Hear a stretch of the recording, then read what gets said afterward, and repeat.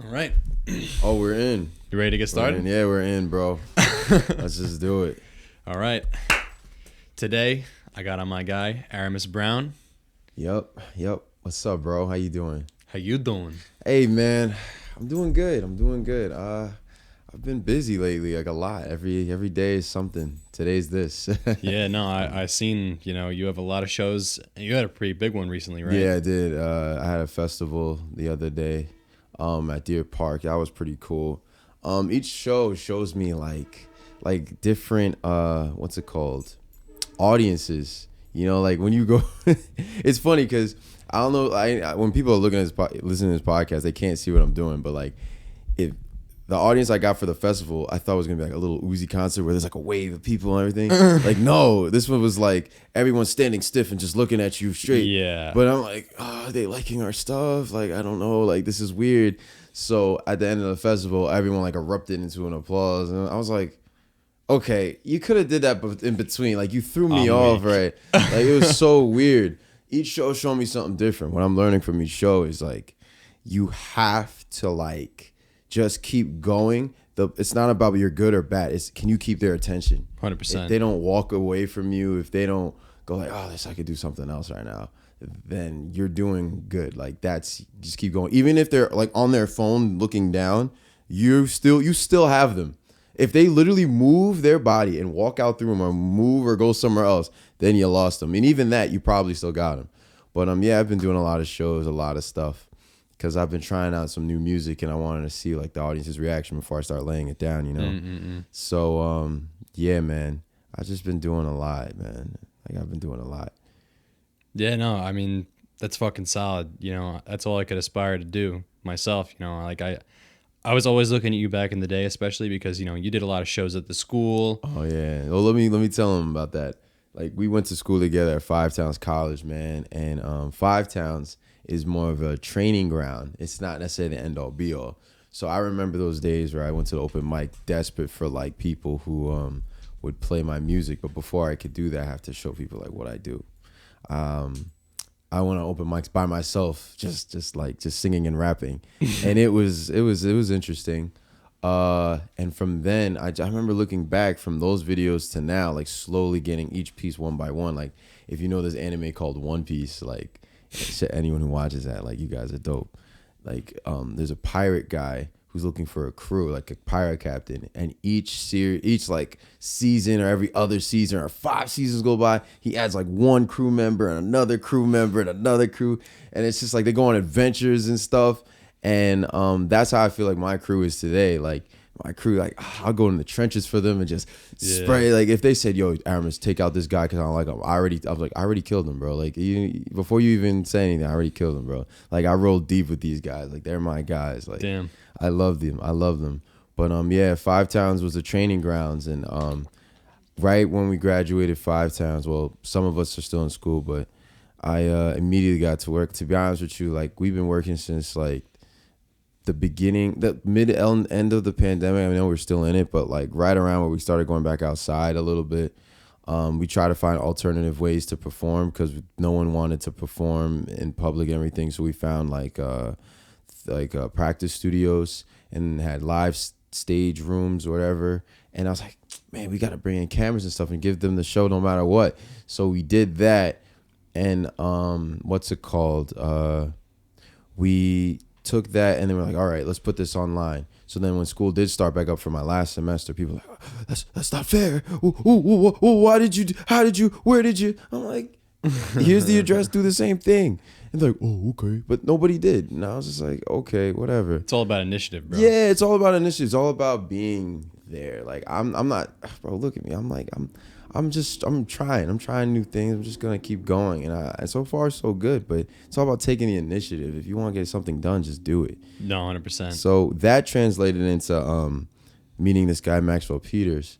Maxwell Peters, he's like the Suffolk County like promoter for like any band. Yo, if you play like bongos, he'll put you on like this. I'm weak, but he'll put you on like the low tier venue. And he's like, all right, if you could do something with this, let me see. And like, I didn't know he did that. Every time I perform, I go all out. So I did that. And he was like, oh, can you do Finley's? We went to Finley's in Huntington, and he was like, oh, that's cool. Well, can you do the Velvet Lounge? I'm like, oh, okay. I was like, okay, I'm opening this new venue called 89 North, and I need you on this, and this is the biggest venue. And then we did that, and I always made sure to record all of it, because it's funny, because like even this podcast, like they don't know we did this until we post it. You know? 100%. You know what I'm saying? Like they don't know like what we're up to. If we're silent about it, they won't know. I remember someone was like, Arahmus, you play guitar? Because like I would hang out with them, I'll never bring out my guitar. It wasn't until they looked on Instagram like, oh, he plays guitar. I'm like, Yeah, nah. I'm like, what? They're like, yo, man, do you know a guy who plays guitar? I'm like, me. Yeah. I play guitar, bro. So we live in a world that's like we gotta always show everything we do, every little thing we do. It's true. And that's how I get more venues and get more people looking at you. So you take those and then you make it bigger and bigger and bigger. It's just small stepping stones. It's very weird because the timing too, because between that you have band practices and stuff. So we practice at my boy Matt's house. Thank God we practice at his house, because you have to pay for like studios and stuff all the time. And that's a lot of money. So we're trying to figure out a way to, save money, So when we go to his house, like we always have, the reason why this works is because we have a time schedule. Like we have to be here at this time and end at this time. And I repeat the end part because people will just drag it out and then they get too tired. And it's like, no, you got to end at this time and say practice is over. We do that once a week. Sometimes we do it twice a week. And then I didn't even realize, like, we've been grinding so hard. Like, I forgot, like, yo, the summer's gone. I just realized, wait, it's October. Time has just went so fast because there was like so much going on. And to be honest with you, I'm kind of glad I'm on this podcast because I can like shout out this. I am looking for a manager / what's it called? A manager. I was rehearsing this in the car. I was like, what was I looking for? An agent or something like that, like a pro or something. A manager or something else. It'll come up later in my head. I don't remember. Sure. Definitely a manager because I want to do editing. I want to do videography. I have a team for that, but like we still need like direction. We still need to know where we're going. We have the people, but the engine needs to keep going because I have something to offer now. Like in 5 towns, I didn't. Yeah, I was like, who am I? Why am I? And then I'm like, I know who I am. I know what I want to do. This is where we're gonna go. So I'm looking for someone like that to take the weight off my shoulders, so I can just focus on the music and focus on creating and focus on doing what we're doing. Yeah. Because I have so much archived stuff that I want to post out, but then as we're doing shows, it's like, oh, well, I want to post a show first before I do this. And I want to post this before this. Like sometimes I would post a show and someone's like, you were there last night? I was there. Where were you? I was like, no, actually, that was 2 weeks ago. And then they're just like, I'm like, yeah, I'm pretty backed up with content right now. I'd rather be backed up with content than not have any. 5 million%, bro. Yeah. And even in the pandemic, it taught me like, just because you're not having a venue, just because you're not having a show doesn't mean you still can't make stuff. You're an artist. You got to do any and everything to express yourself. You got to show people who you are, especially if you're in from the beginning. Like who cares if you dropped a single in the beginning? No one knows who you are. You have to earn that. You have to show me who you are. So it's like, what's it called? I forgot his name, but whatever. I basically said it. It's like, you got to earn it. You got to earn it. Like, I'm tired of hearing people going like, yo, man, go look at my single. I'm like, who are you? Like, you know what I'm saying? Like, who are you, bro? Like, where's the video? Oh, I don't have a video. I'm like, exactly. Who, you know what? People don't put in the effort. Yeah, there's no effort. It's like, you got to, whatever. It's, even in the shows I see, like, certain people don't even put the effort on the stage. It's like, it kills me. It's like, dude, you work to this one moment. Like, I tell my band this. When we go to a gig, how censored is this? Like podcast? Not at all. Fuck, shit, cunt, yes, bitch. So I'll be like, yo, all right. I'll be like, yo, fuck all what I said in practice. Now it's like it's like boxing too. Like, can you relate to this? You train and train and train and train and train, but when you're actually in the match, do you really sit and think about your training, or you react in the moment? Because the reaction in the moment is like the more you, like Bruce Lee said it, he's more afraid of someone who punches who just focuses on this one punch than having variety of moves, because that one punch is deadly. So in the fight, if he throws you that one punch, be very afraid of him. But at the same time, what is the probability of him being set up for that situation to be able to get punched? So it's a kind of like when you're in practice, we're giving you supplies to do whatever, but who knows what will happen. No, it's 100% true. So what I'm saying is, when you're at a gig, I say, yo, bro, have fun. Just do it. Have fun when you're on stage. Don't overthink it. I used to overthink it, and that's when it sounds terrible. Have fun on stage, because this is your moment. So actually, even like Saturday, this guy had a weird ritual. He was in the corner of the bar, just like doing that, so serious. And I was like, dude, you want to go in the back and do that? You're freaking everybody out. The fuck you talk? What are you talking about though? Like, he was like, what do you mean? This guy was hyperventilating. He was just like freaking out, and I'm like, dude, you look at where you're at. Like, this is a bar. You're not. This isn't that serious. Like, chill.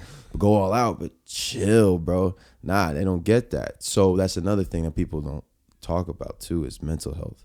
Like, mental health is a big thing that I feel like people, like, especially like I would say men, like we carry this burden of like we got to be the strongest and got to be this, which is true, but at the same time it's like inside mentally we are also hurting. It's like we're human beings. Like, we don't talk about it. You know, we do things that we feel would compensate all that stuff, but like, for instance, like meditating and releasing all that stuff, like, huge. Yeah, like, check me with this.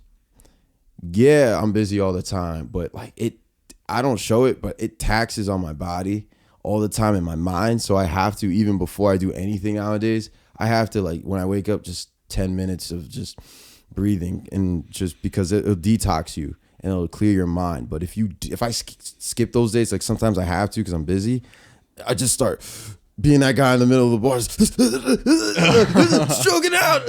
No, like, it's truth. Yeah, you're stroking out. Like, yo, and you got to find that way, and like exercising and going to the gym, that helps a lot too. And you got to, it's all about you. And then, and that's the whole thing, creating this balance and everything. Cause once you start, it starts building up on you and you getting into your career, you got to stay focused, and you got to maintain and stay grounded, because you can easily get overwhelmed. Oh yeah. That's why I'm saying, looking for a manager. Arahmus Brown, hit my contact. The original concept. I'm trying to take some weight off my shoulders. You know, I can do it. I have the blueprints, but I'm just looking for someone. You know, so I can be like, all right, I'll just worry about this side, and you worry about this side. You know, so are you worried about the fees at all? Like the cut that you have to give the manager? Not really, because I want everyone to eat. I totally understand. Like, even my band, sometimes there's gigs where I can't pay them, and I say, yo, this one's from, I'm paying you with love, and they're like, all right, but next one, is that because you're like you're the lead guy, right? I'm the lead guy. It's the Arahmus Brown. It's the Arahmus Brown band. Yeah, like, and they play for me. They understand that they're interchangeable. Meaning, like, some gigs I'll just ask one of them to come, or some gigs I'll ask this person to come. Mm-hmm. But we also play with each other in like a wedding band as well, because we have to make money and everything. That one's called Handsome Mav. So if you guys have any venues, small venues, big venues, whatever, we play any and everything. And that also, like, what's cool about my band, that's what got us to get other venues too, because we played in like way out in Port Jeff, another Maxwell Peters gig. And we played my set, the Arahmus Brown band. And then by playing that, they were like, yo, can you do a 3-hour set where we actually pay you like way more money? And I'm like, okay. And that's the Handsome Mav band that came, the party band. And that brought in more people. So more people got to eat and more people got to do this. And I kind of want to create this community of like what Tyler Perry and Adam Sandler did. It's the same people in the same group, but they're not like locked in with each other. They all work with each other in this one thing, and they all eat. And it's like, it's not about me. Like, I'm not bringing them up. I'm just giving them more of an opportunity. My boys, Darren Nation, Nathaniel and Darnell, they're twins and they're rapping. If you've seen them on my Instagram recently, I wanted to bring them up because it's like, yo, these guys are extremely talented, but like, we got to work with each other. Like you can perform on my show, I could perform on your show, and vice versa. We have to build this roster. My whole dream is to have a tour and all my homies are on the lineup. Like, you know what I'm saying? We're all on the tour bus and we all play for each other. Oh, you need guitars? How ironic. I know how to play guitar for you. Got it. Like, we're not going to look for some guy in wherever. Like, I know we're going to make more friends out there, but 100%. I'm not trying to look for some guy out there who knows what he'll do, you know? Who knows what she will do, you know? We don't know. So I'm trying to create this community. I'm trying to do this, but I'm trying. I'm gonna, and it's working. It's happening currently. It's actually happening currently. Recently, what I've been noticing about myself is that I take myself too serious. Like, I apply too much pressure on myself. Like, meaning like I need to be in Madison Square Garden tomorrow. And I'm like, bro, you need to live in right now and today and look around you, like where we are right now. No, like, for real. Sometimes I look back in my videos of my old performances and I'm like, damn, I sucked. And then I look today and I'm like, the difference is the growth is crazy. Yep. Like, I remember what was going on in my mind when I was doing that. And now look at now, like when I go to a venue now, it's kind of like a professional athlete. You know, when they have games and stuff. Like when you were in middle school or high school and you had a game, your heart was like, oh my God, oh my God, oh my God. Everyone's going to be watching me. Like professional athletes, they have a game. They're like, whatever. It's another day at the office. It's another day at the office, but they go hard at it. They're like, it's this day. They know they're going to go hard at it. 100%. So it's not, you know, like. Well, they are getting paid $100 million. Yeah, that too. So. But it's at the same time, it's like, it's so easy now as for them. Like when I go on it, it's like, yo, I'm gonna kill it. Like I just know. Like, it's true. Because it's the reason why I'm able to say some stuff like that is because I've played in most very bizarre places. Like one place we performed in was the basement of a rock church, but when we went there, it was weird. Like they gave us like an expired like cereal to eat, and then that was just like the pregame, and then in the other room there was like I'd say like about 100 Boy Scouts, and we were gonna use that stage later on in the night. I'm like, bro, I went to my band. I'm like, guys, I'm so sorry I brought you here. I didn't mean to make you guys look bad. And they're like, no, it's okay. We'll perform anyway.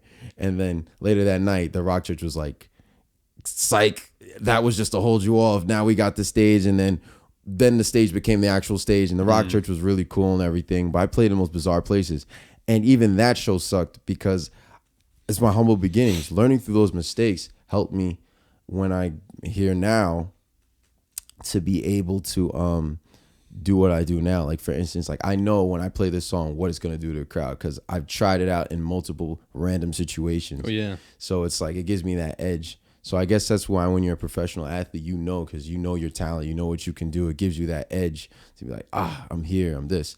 But I take myself too seriously because it's like, I need Madison Square Garden now. And I'm like, remind myself like one step at a time, one step. Sometimes we overwhelm ourselves, man. Sometimes we sit down and go like, damn, I need a house now. I need a this now. I need screws now. And I'm like, no. What you need now is to figure out your situation. So some days I like have those episodes where I freak out. Like, what do I need to do? Right now, what I need to do is I need to start my website. Mm-hmm. I need to sell my merch. I need to, put all my content on a website and own all my stuff. I forgot GoDaddy or something like that. Like I go by Arahmus Brown. I really don't want to, but I feel. What do you like want to go by? I don't know. That's another one step. Why don't you want to go by Arahmus Brown, bro? Because that's a cool ass fucking name. Thank you. I like Arahmus part. Oh yeah, but the Brown part, like even my dad was like, Arahmus Brown's cool. But when they say it out loud, it's kind of funny. They go, Arahmus Brown. And I'm like, what? It's my name, Dad. And he goes, nah, bro. Like, you might need to change Brown. Like, do it to something else. I don't know. So GoDaddy does like domain names. I have to like start owning my stuff now because I'm more confident. What do you think you want to change it to? Have you ever like put any thought into it? Really? No. Oh yeah, all the time. Like I think about it every day, all the time. I harass like all my friends, like, guys, give me a name like by tomorrow. All right, see you later. And if you don't, I'll kill you. And it is like something like that. Like I ask mad people. Like in Buddhism, it's kind of funny. They say you're not supposed to know what other people are supposed to think about you, how they think about you, whether it's good or it's bad. You just do. So I want to be as authentic as possible and have little input coming in so it's more authentic. But at the same time, I always ask myself, like, when I make music, it's about feeling, or I create something, it's about a feeling. It's not about a look. It's about how does it make someone feel, you know? So that's the only input I ask for. I ask, how did what I just did make you feel? And if it's the feeling I wanted you to have, then I go, okay, now I'll add this to my thing. Yep. I'll add this to my thing. I'll add this to my thing. Rather than Arahmus, I don't like I remember I wore like weird shoes one day and someone didn't like it. They're like, I don't like that. And I'm like, why? They're like, it's just not, I don't like that. It's like, no, that means you don't like it, but exactly. I do. So I like it because it gives you this feeling. And it's like, that's the authentic Arahmus Brown. That's who I am. But the name Arahmus Brown, like, is that what I want? Is that what I want people to feel? Like, you know what I'm saying? I'm still feeling it out. I don't know. Have you ever thought about just like, you know, I mean, this might sound a little weird, but, you know, like just owning it, you know? Just taking it. You know what's funny? Because like, I know that obviously the history behind it, you know, given the context, it might not be something that sits well at times. Yeah. And then that's obviously very well understood. Well, like my friend's been telling me, Arahmus, just own what you have now. Like no one sounds like you, because there's certain sounds I still want to do that I haven't even tried with a band yet. My goal in music is actually to take a band and make them hit just as hard as like hip hop, like 808s and drum beats and everything. Like it has The live sound. Yes, and even on the record, the person or the group that came up with that vibe and be able to create that and come close was Tame Impala. 100%. Like Tame Impala was Nuts. I don't understand how they did that. Like, and I was like, is it between? That's acoustic drums on the track. There's no way it's hitting as hard as 808s. How did they do that?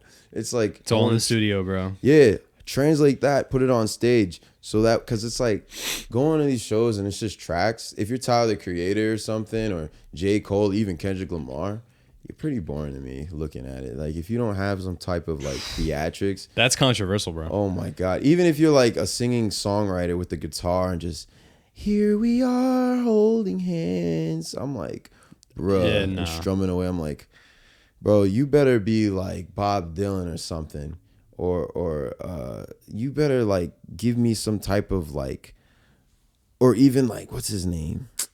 Well, you know what I'm talking about. Give me some type of like heart. Believe in Daniel what you're Caesar? saying. Daniel Caesar, maybe. You don't like Daniel Caesar? He's all right. I like that one song that he did with her. Yeah, What was that one? Best part? best part. That was a good yeah. song. It's all right.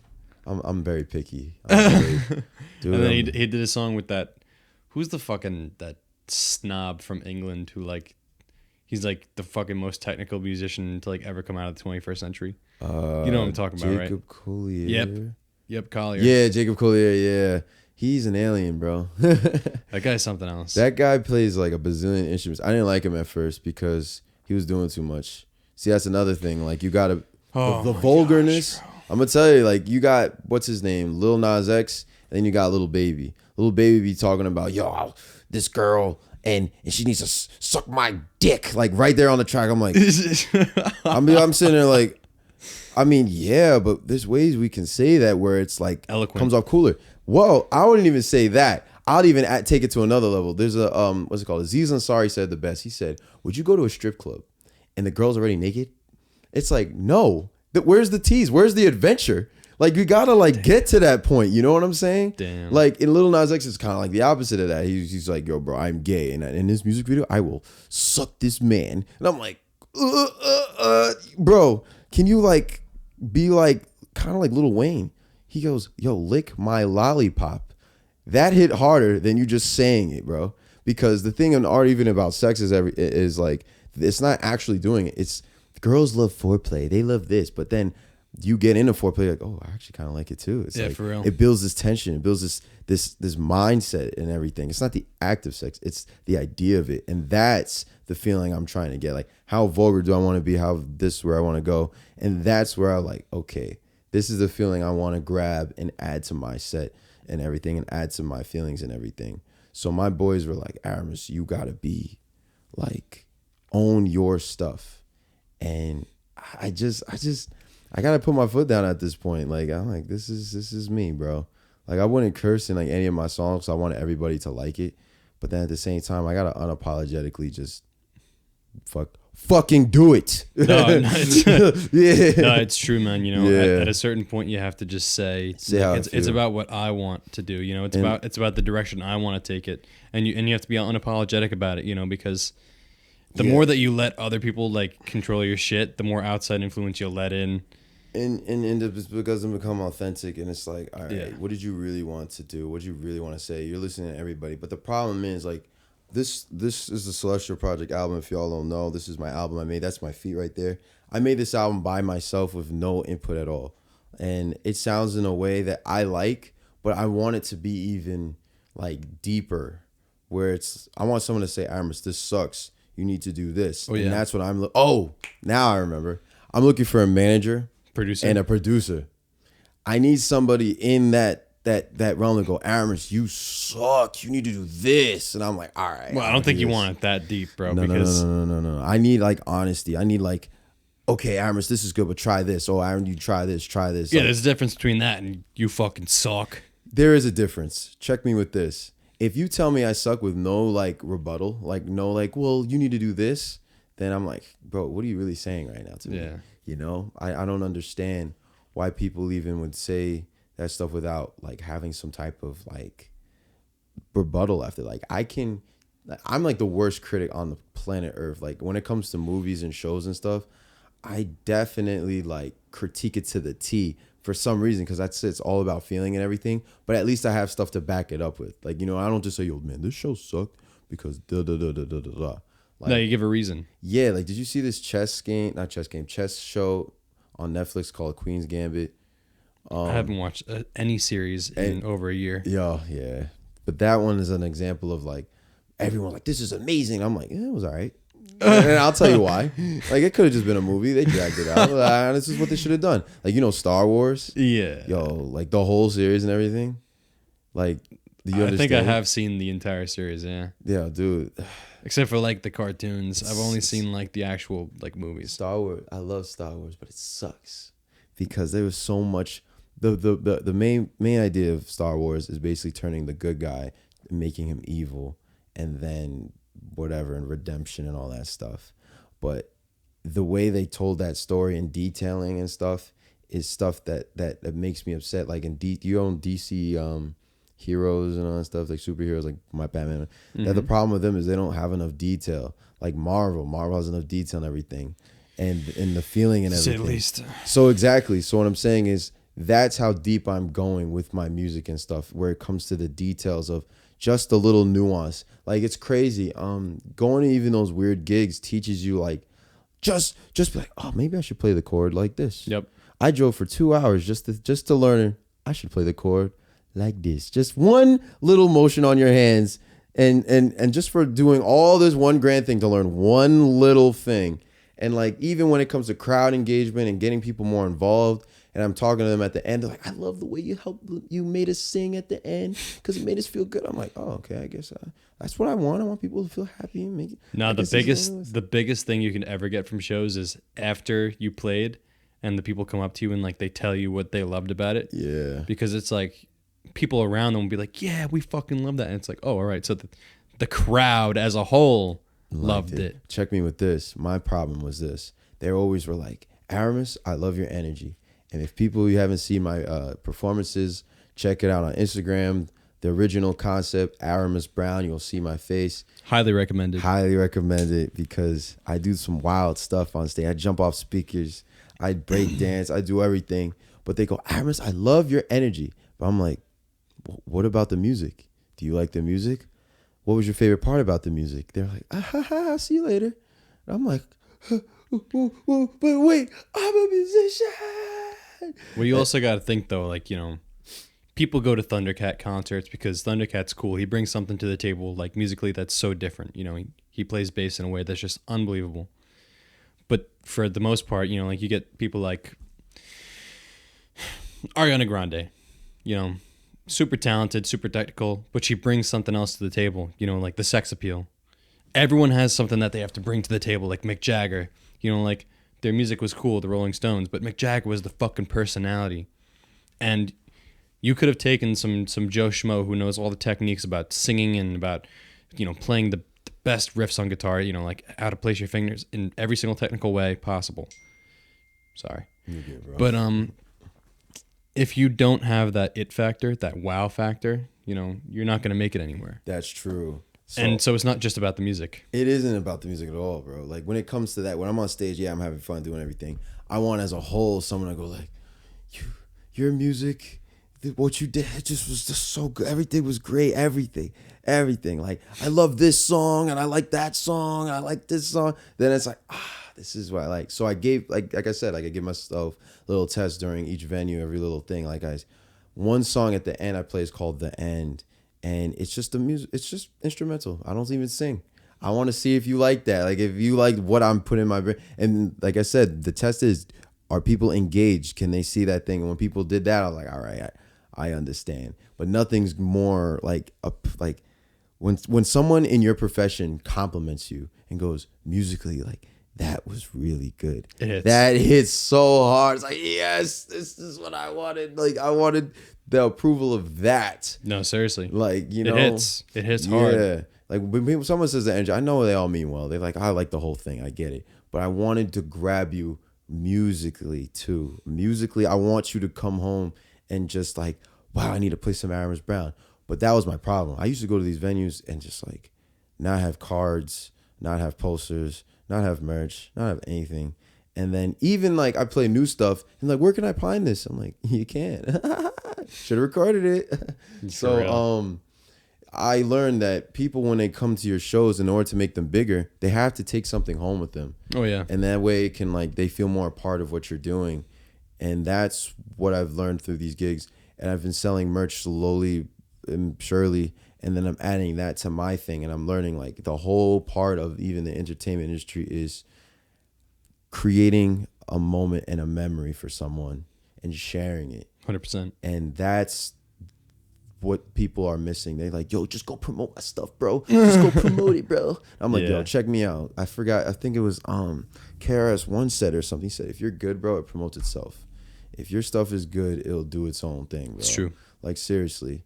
Like, I know Instagram has weird algorithms and everything, but that's why what's it called? You need to post it on every platform and see what it does, like YouTube, Twitter, Instagram, all that stuff, and just post it on there. Don't even think about it. Just see what happens. And then if it's good, it'll literally promote itself. Yeah, you can promote it like the promotion thing on Instagram, but like see what it does on its own first. And then if there like there'll be sometimes people who come up to you and be like, yo, do you have any songs, any performances that you've done? I want to see it. And I go, yeah, it's right here. And then they see that moment, and that's the one moment that counts, because that one person can know a million. It's tangible. Yeah, it's definitely tangible.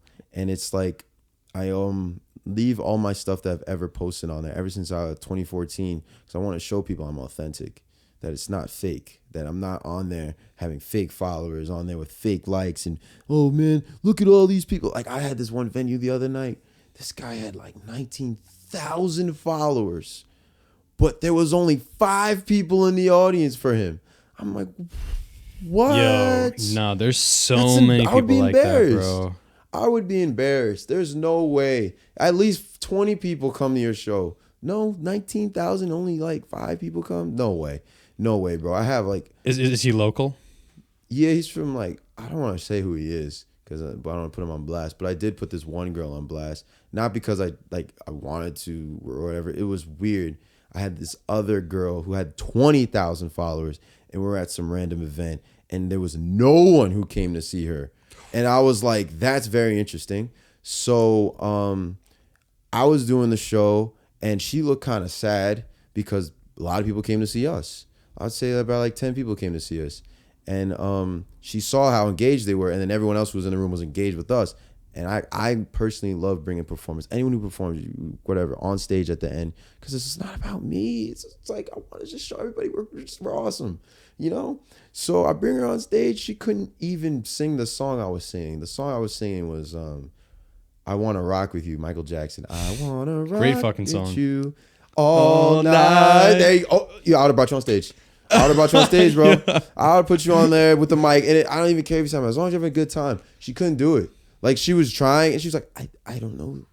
I don't know what you want. I'm like, that's when I got tired. I was like, get off the stage with your fake followers. Well, yeah, I was about to say, well, for some people, it's like ego, though. You know what I mean? Yeah, it is ego. They just want to be influencers.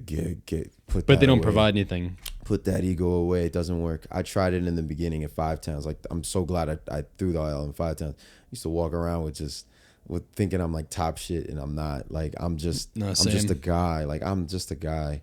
And I'm talented. I know what I am. I know what I can do. But what can we do together? That's what will make it cool. What can we create together to make it, you know? You religious at all? Religious? Yeah, I am, but I'm not.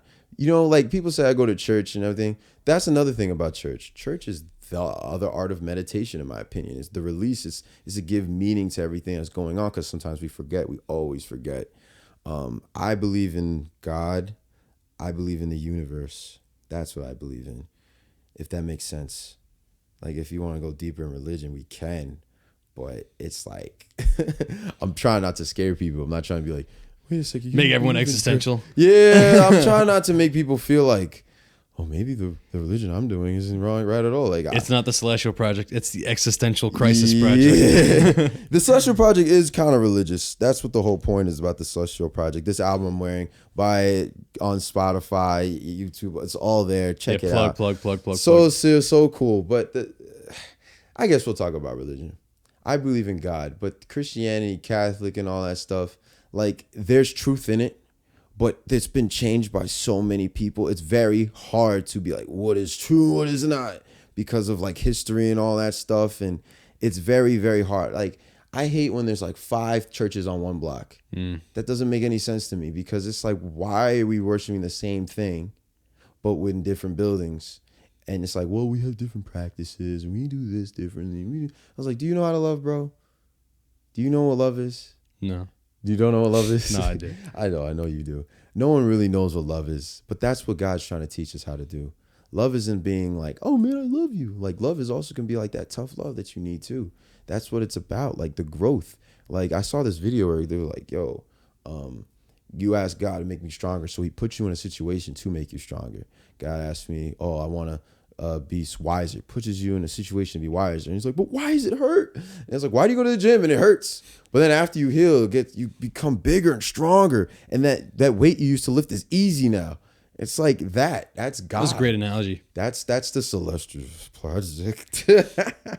So check me out. Is it cool if I talk about Celestial Project?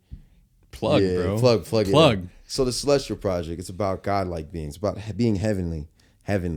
It's not about, it is about space, but it's not. I took the idea from a Marvel comic called The Celestials, and it's about this celestial being inside of you. There was this one time, and whoever finds this video, oh my gosh, yeah, I did shrooms, guys. Yes, I did it. And when I did, Oh my God, it's so controversial, Arahmus. yeah, oh my God.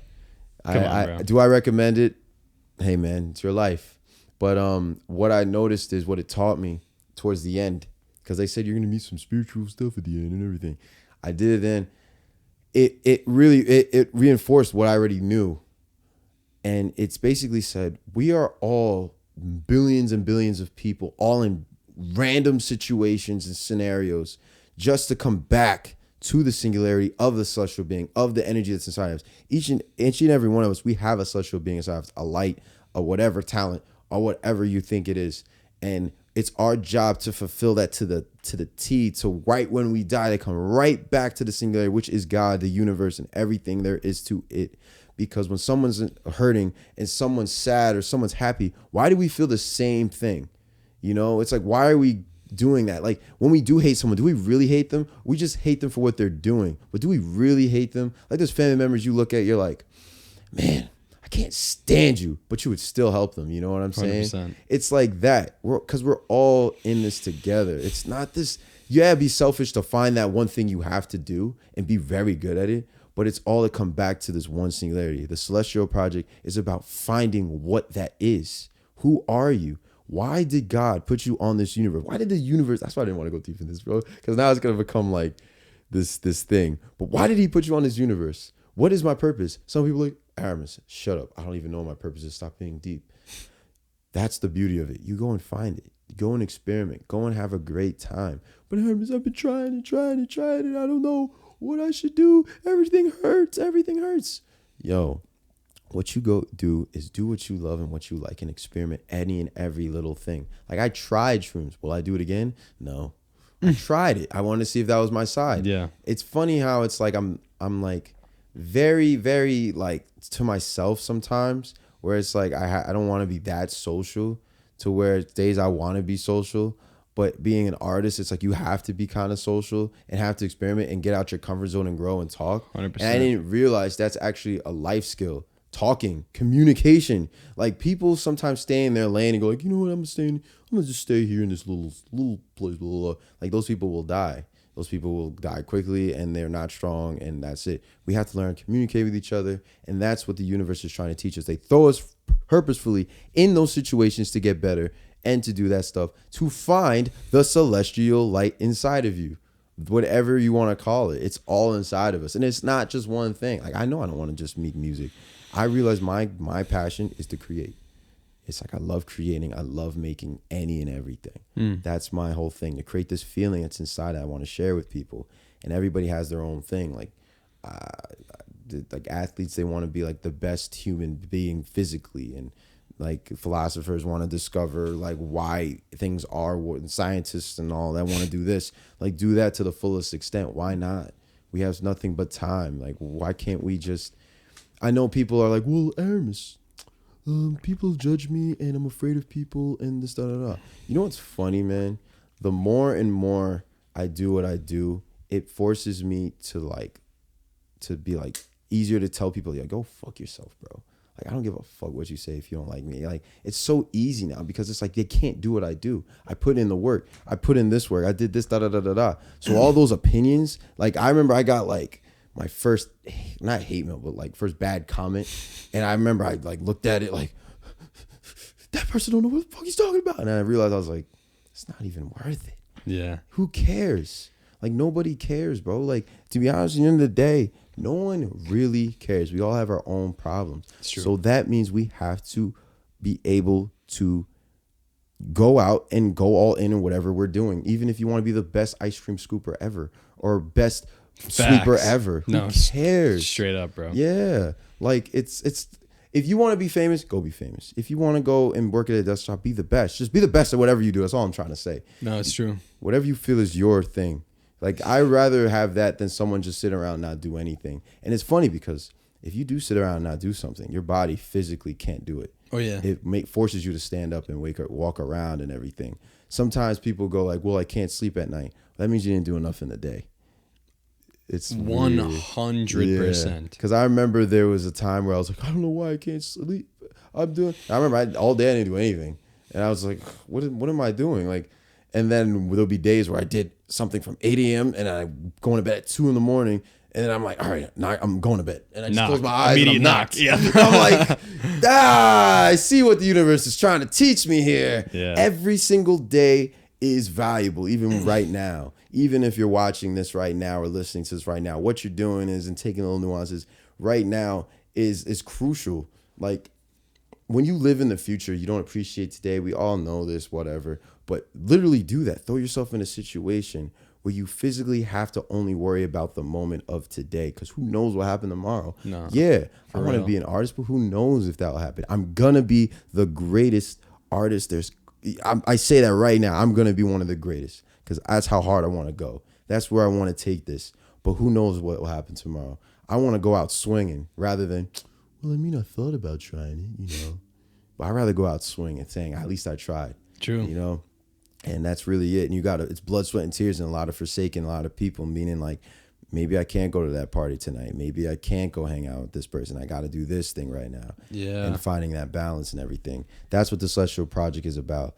From beginning of the project of my album to the end is me in the beginning talking like I'm hot shit, all the way to the end being like, what is love? Why can't I find the one I want to be with? To realizing the one I want to be with is actually I have to be with is myself in order to be with someone else. How can you learn how to love if you don't know how to love yourself, bro? It's truth. Yeah, bro. It's just like that's what this whole thing is about, man. Well, Five yeah, Towns man. is weird, man. Like, it's Five Towns? I was about to say, like, that's 5 Towns, the college experience. Terrible. It was weird. It was Fucking hated it. Weird. Very, very, lot of problems for no reason, a lot of tension. And that's what got me through the Celestial Project, to write that story out. What kind of tension? Like, between yourself or between you Between and others? a lot of people. A lot of people. Like, for instance, at 5 Towns, it's a group. 5 Towns is a college of creatives and artists and everything. A lot of egos. And you would think that those people would be there for you and support you and everything. When you go to an open mic, they'll all be, no, they got their own favoritism and everything. And I always thought I sucked at 5 Towns, and I always thought I couldn't do this at 5 Towns, whatever. Everyone had their opinions about me, whatever. And there's people even who liked me, and I'm like, cool, I appreciate that. But it wasn't until I went to the real world, because college, it's just kind of, it's literally the teaching grounds of what you're doing. But when you go into the real world and you take your talent out there, you don't realize how much you've grinded in that small time to get to where you are, to where you're like, maybe I don't suck. And it's like, maybe they just were hating on me. No, it's true. You know, it's like a lot of that stuff. And you gotta, like I said, that's the times you have to be selfish. Like, I don't want to sound preachy or anything, but my whole moral in life and everything is you, in order to be the greatest, it's a road walked alone. LeBron said that. LeBron James, the king of basketball, said, in order to be great, it's a road walked alone. Sometimes you gotta just get up and you gotta go, and you can't have like your homies next to you, have this next. You gotta forsake a lot of things to get to where you have to go. I get that. But you're never really alone. Never. The God is with you, bro. 100%. The universe is with you. He's inside of you. This is the extensions of him, the good, the greatness, and everything he's trying to teach you, man. Any and everything. The obstacles in your way are just to create and add to your character. Oh yeah. You know? Like I still have a job and everything. So like I work at a sneaker store and everything. And still? Yeah. I'm trying to get Same one? Nah, different one. All right. Nah. I used to work at Champ Sports, guys. Now I work at Reebok in Tanger Outlet. That's fire. That's fine.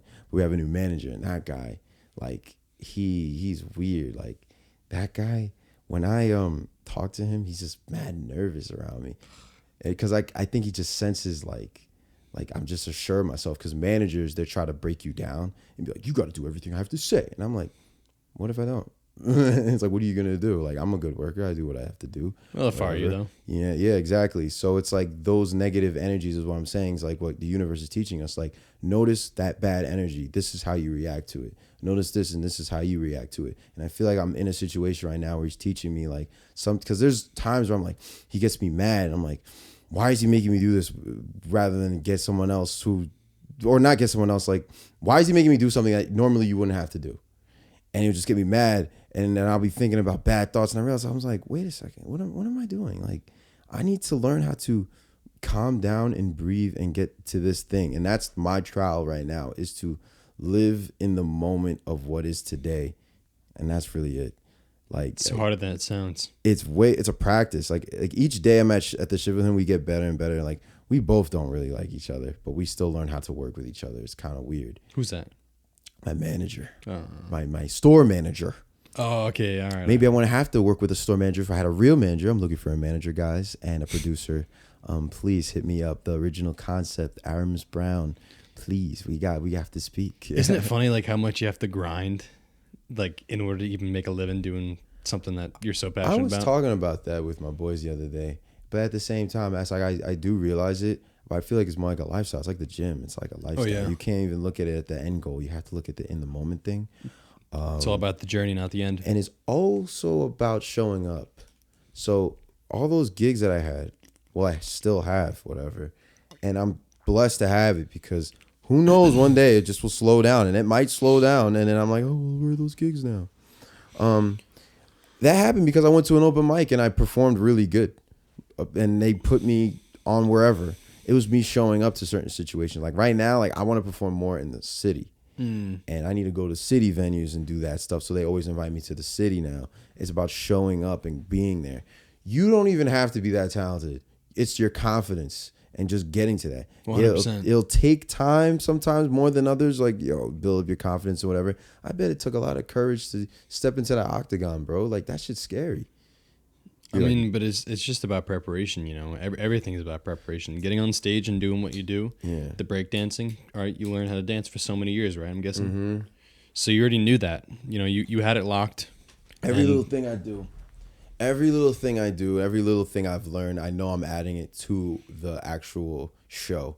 Every little thing, down to what I dress, down to where I dance, down to where the mic stand, down to what mic I'm using. Like every little thing, like every day I learn something new.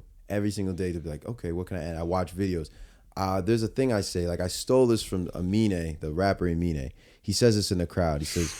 He goes, repeat after me. When I say you're beautiful, y'all say I know. You're beautiful. I know. I saw that in like a video and I was like, that's cool. Let me take that. He's the guy who made Better Days, right? Better Days? I don't know if he made that. He made Caroline. Oh my God. Yeah. He did Caroline. And then he's super cool. His stage thing is really cool. I took that and added it. Then I took this too. Hey, that's Queen. From Freddie Mercury. Yeah. That's Freddie Mercury, bro. That was me watching the movie. I was like, oh, that's a cool way to get the crowd going. Getting that and then taking what I want from that is me being the artist. Artists are actually, we are top tier stealers. We are. But we take what we want, and then the more we take the little we want, it becomes the original thing of that new thing we wanted. And that becomes who Arahmus Brown really is, man. Well, that's what we see in life too. You know, there's I mean, even every single major psychologist will tell you that every single person is just an amalgamation of character traits that they take from others. Yeah, definitely. When I step into the movies, and I look at what's it called, John Wick, I'm like, damn. Fucking love John Wick. I'm like, damn, man. I wish I could do that to a pencil and know what to do with that. Like, damn. Or I'll be on. You really want to kill people, don't you, bro? Do I want to kill people? No. Nah. I was talking to my cousin who went to jail, and I kept telling him, man, I want to be a fighter. I want to be this, da da da da da da da. He goes, just learn to do that just to protect yourself, bro. Don't go out looking for a fight, bro. It's true. Don't go out looking for a fight. It's not worth it. Nah, people don't understand violence, bro. Yeah, they don't, bro. I mean, it's different when it's a sport, but it's still like. But on the block, it's a different story. Yeah, you looking for a fight. We're in the 21st century, bro. Go home. Like, yeah, you're allowed. You could go home, bro. Like, we're not in the 1800s where we gotta live in the trees. Like, you know, we gotta. You know what I'm saying? Like, seriously, you don't have to go out being the guy from Roadhouse. Just kicking people in the face. Dude, I got a friend who his family is Polish, and he goes back to Poland like every now and then. Mm-hmm. He was telling me, you know, he trains with me, and he was saying about how like everyone in the gym, you know, like when you step into a martial arts gym, bro, for the most part, everyone's gonna be super chill. Yeah, they don't want to look for fights. They don't want smoke. Bruce Lee doesn't look for fights, and I have his book, and I read a little bit of it. The beginning of the book, he teaches you Buddhism. He doesn't teach you how to fight. He teaches you Buddhism. He says the art of just self-defense. That's what all. If someone tries to mess with you, you are able to physically fight them. To be honest with you, we all should learn martial arts, so that way when we do fight, it would look cool. So we can like jump off the walls and just. But that shit ain't gonna win you fights, bro. No, it's not. It's not. But it's what was I gonna say? Yeah, we all need to learn how to do like some type of self-defense thing, because we there's no point of fighting, bro. There's really no point physically fighting. There's no point anymore at this point. At least when it stems from like a verbal altercation, you know.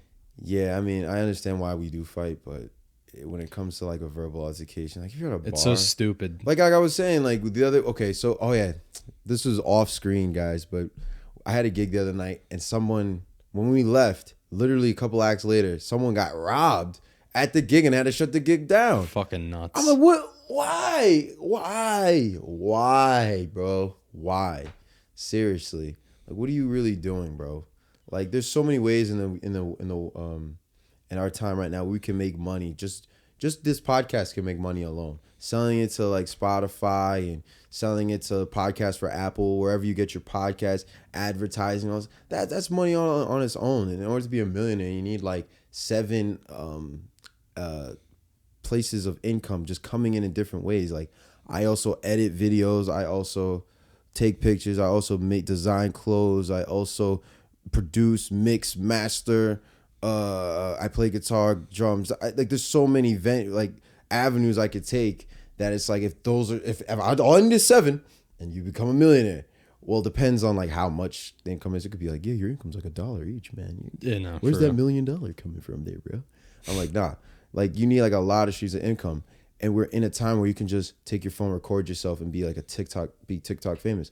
But yet we're still going out to the club robbing people for change, bro. Well, I mean, people like that also come from just like a different mentality, you know. I mean, like their backgrounds, you know. You never know. It is a lot of these people, you know, they definitely come from places of struggle, you know. It is like Chicago is like the perfect example, bro. South side of Chicago, that's a loop in it in itself, because it's like people are like in that they're in that environment, unfortunately, and I don't want to say it's like unleavable. Yeah, it's like you say you're a kid in Chicago and you're just used to what's going on. You really can't get out because of the environment around you, meaning like, okay, I want to go to school, but I don't have enough money, so I'm gonna go sell drugs and kill people and this and that, because it makes sense, because it's like, it's fast, it's easy. It's true. But at the same time, it's like, even in the Bible, it's like, who uses the sword dies by the sword. But at the same time, it's still like, I really don't know the solution for Chicago. I don't want to say some dark stuff on here. That's not what this is about. But No, for real. But we need to figure out, because that right there would be the answer as well. Like, oh, if we can get Southside Chicago to just calm it down, like it's on fire right now. We can put it out. Even part if Brooklyn can do it, because Brooklyn's getting gentrified. Brooklyn's getting fucking. I was in Brooklyn the other day. It was 1 a.m. There was just a couple holding hands down the street in a dark alley. I'm like, you know where you guys are? You're in Brooklyn. Like, why are you holding hands walking down the street like, wee? Do you take that as a positive or as a negative? As a positive. All right. I'm just like, bro.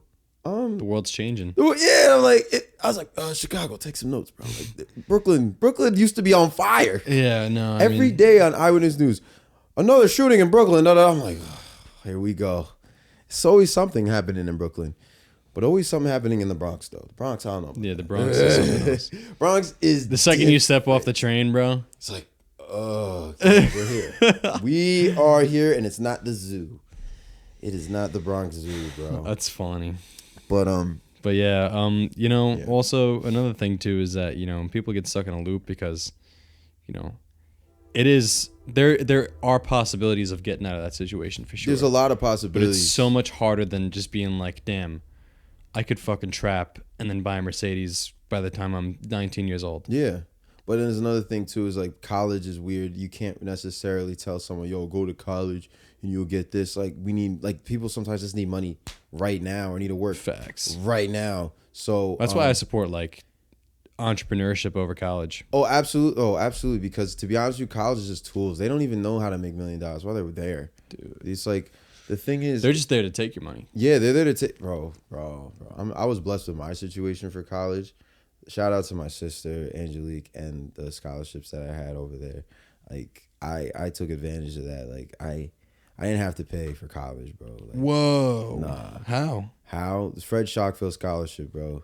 And all the money added up to all my scholarships that I had, I didn't have to pay. What kind of scholarship was that? Like, what were the qualifications? Okay, my qualifications was for what, if you were a Westbury resident in Westbury High School, there was a guy named Fred Shotfeld. He's a billionaire, and he used to go to Westbury High School, but he didn't go 12th grade year, but he always felt Westbury was his home. So he came to Westbury, was like, I want to give every year a couple new people a scholarship to show them, like, who are you? And I want to make you, like, help you, whatever, give you type of thing.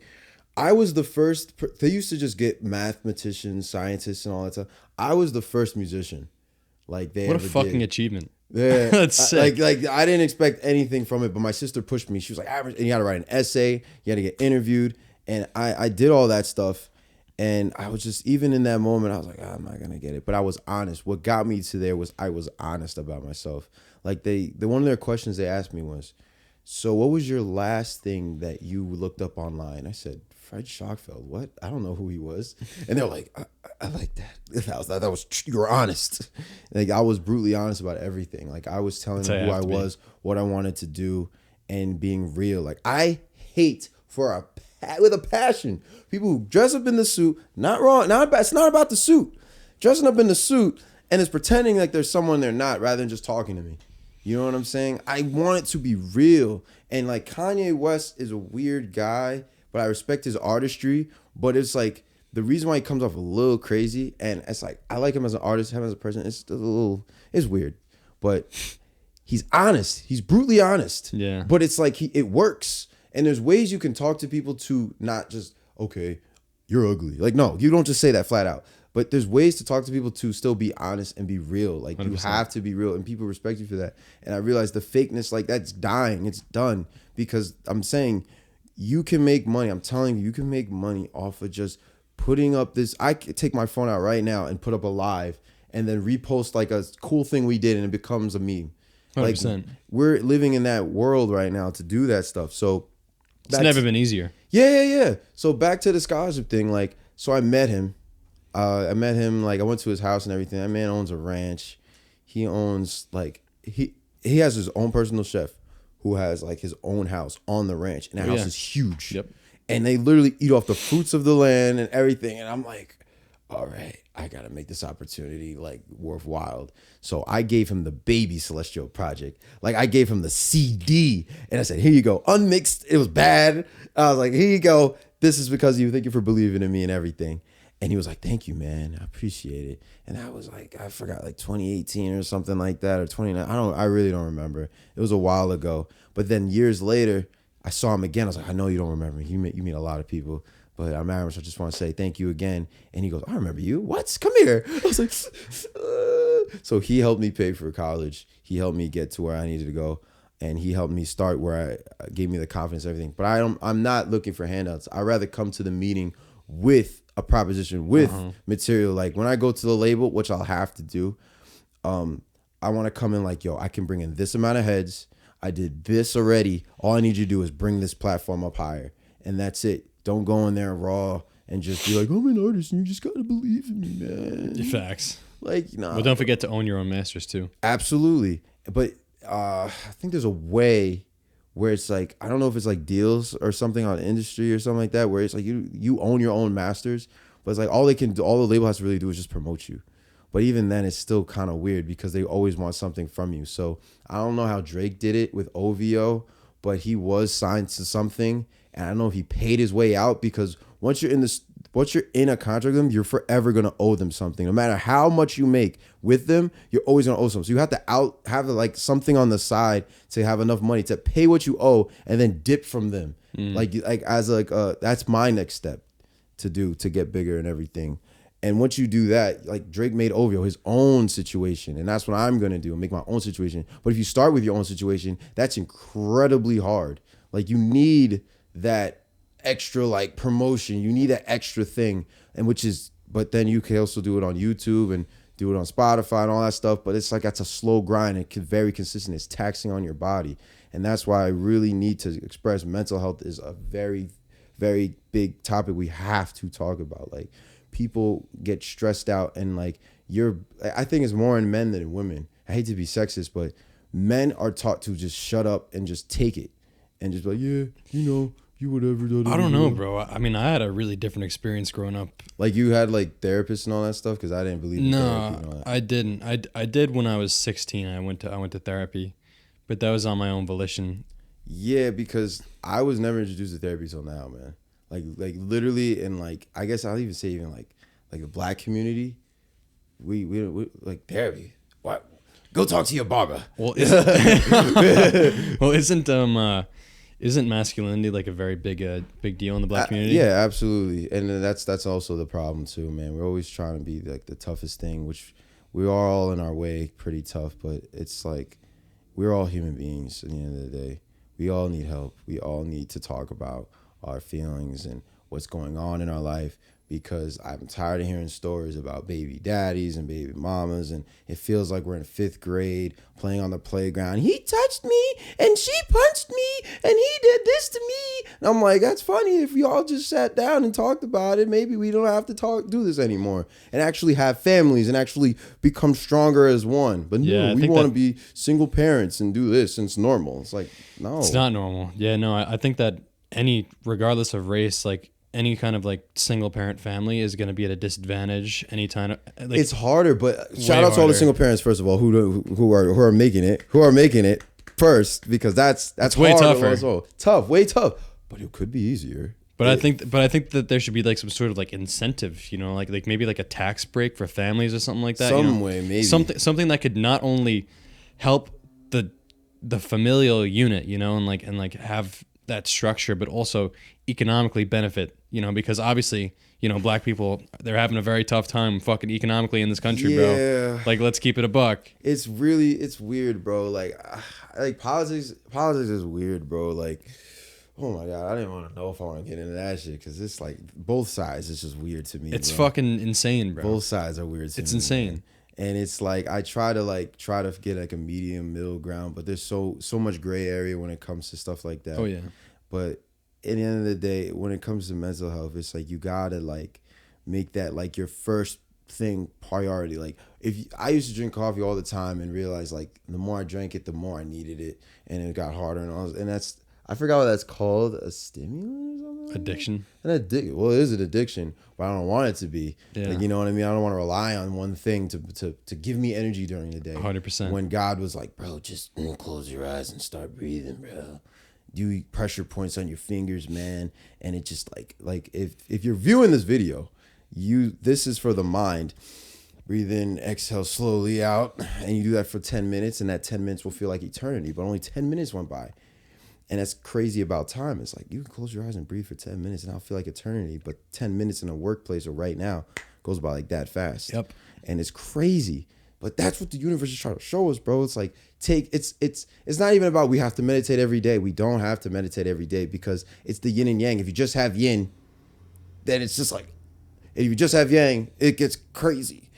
But if you have yin and yang, there's that balance. That's what I learned when I was doing all about shrooms. balance. When I was doing shrooms, my boy I was doing my boy, I won't say his name, but I was doing my boy, and he's a very logical person. I am very emotional. And he thinks everything logically. I think everything very like with my heart, and it's bad. I shouldn't be thinking about that at all. We balanced. We balanced each other out that night when we were doing it because he was freaking out about something and I was freaking out about something. So we were basically solving each other's problems as we were talking, but we realized if we were alone and just did it on our own and we just were like, and I was thinking like that, I realized I was like, not everything's always one-sided either. And yeah, man, it's just, shrooms was weird. Yeah, I'm not really a big fan. I've never tried, but I don't plan on trying. Yeah, don't. Don't, bro. It'll tell you something that you already know, but on amplified, and it's like weed's different. Weed's chill and you're cool. Shrooms is like you have no once you're strapped in, you can't get out. Like you can't get out. It's weird. It's very weird. No, it's a roller coaster ride that like it's like a roller coaster, bro. Like the second you're going up the incline, you can't get off. No, you really can't. You think like, oh, it's like weed. I could just I can chill this one out. Nope, because if you fight it, it will get worse. It's like, remember that episode on Family Guy? You watch Family Guy? Yeah. Remember Brian when he took shrooms? No, I remember the Run is High episode though. Do you remember when he had like shrooms? It was like raining outside. Okay, well, he was hallucinating OD, and he was like looking deeper in himself and deeper in himself and deeper in himself. That's literally what happened to me, man. It was wild. Because I was, till this day, I'm still trying to find and figure out who I am. And I realized it's not finding yourself. Just own up who you are and just. Why do you think you're having trouble with it? I'm trying to be what I see my idols are. And another thing, too, I keep telling myself, oh, man, I don't care about other people's opinions. I don't. But why do I still feel deep down in my soul like if I want to do what I want to do, nobody will support it? Or there'll be some type of tension. You know what I mean? What I admire about Lil Nas X, if you guys don't know who he is, he's a pop singer, rapper, whatever. He's unapologetic about everything he does. He's gay, but he's gay and to the point where I remember when I was younger, I said, Dad, back in the day, was there any gay rappers? And he was like, yeah, but they were never really promoted like that. Nowadays, there's gay rappers, but he's like the forefront of it. He's the face of it. And high key, he's unapologetic about everything he does. And in his situation, I'm learning that, sometimes you just got to do it. And there's going to be people who just don't like it. And that's okay. You know why? Because someone said, Lil Nas X makes me sick. Lil Nas X said, you know what else is sick? My new album. Da da da da da da. I was like, that was awesome. Like, I need that energy. Like that. He's so cool when it came to that because he even made like all this controversial stuff. Like, it's not the stuff they do, it's the idea about it. He made Satan's shoes. He put his blood in the shoe. I didn't fuck with that. You know what I'm talking about? Yeah. I'm not saying, man, that was genius. No, it's just like it was different. The unapologetic 100%. part of it was like, oh wow, I get it. Like, and you didn't take it back at all. He didn't say, oh, I'm sorry. No, he was like, he made a music video of him putting himself on trial. And he gave himself like, he was the judge, jury, executioner. That's like, that makes me feel so good. Like, dang, like there's artists out there. Like, I admire people like that. And that's why I need to be with myself, man. I am, but to an extent. And I need to, it's a practice. It's a practice because even in shows, there's certain songs I look and I want a reaction. I don't get the reaction I want. And I got to just keep practicing, look at footage and everything. And I talk to people and they keep giving me the same answer. They're like, I love your stuff. I love this, da, da, da, da, da. And I keep asking myself, but why aren't they doing, I was at a festival And I posted on Instagram and they only got a certain amount of likes. And I looked at that, I was like, what the fuck? Like, wouldn't you think this would be cool? And I thought about it and I was like, oh yeah, I forgot, because I didn't sell them merch and I didn't give them links to my thing and I didn't do this. I didn't make them feel a part. And I was like, oh, that's what I need to do and stuff. It's all about the community. It's all about the community, all about being together. It's all about showing people, like getting people involved in what you're doing. They don't have to like it. They don't have to love it. They just have to understand it. If I'm too complex in the fifth dimension, that's when it's bad. And then I don't like artists who like, yo, man, you gotta smoke a spliff to listen to my shit, man. I'm just like, no, your shit should be dope. And then when I do smoke, it should be like, wow, this is even better. It's like Pink Floyd. Yeah, kind of like Pink Floyd. There's a lot of artists that like you can smoke and be like, wow, this is cool. But on its own, it should just be good. Yeah. And you should just be able to like understand it and everything. That's what I'm struggling with as an artist right now. Like, and it starts with my name, starts with my brand. Like, I want to come with a logo and all that stuff. Looking for graphic designers, Arahmus Brown, the original concept at Instagram, please. Looking for a manager, producer. If you guys are interested, feel free to hit me up. I'm friendly.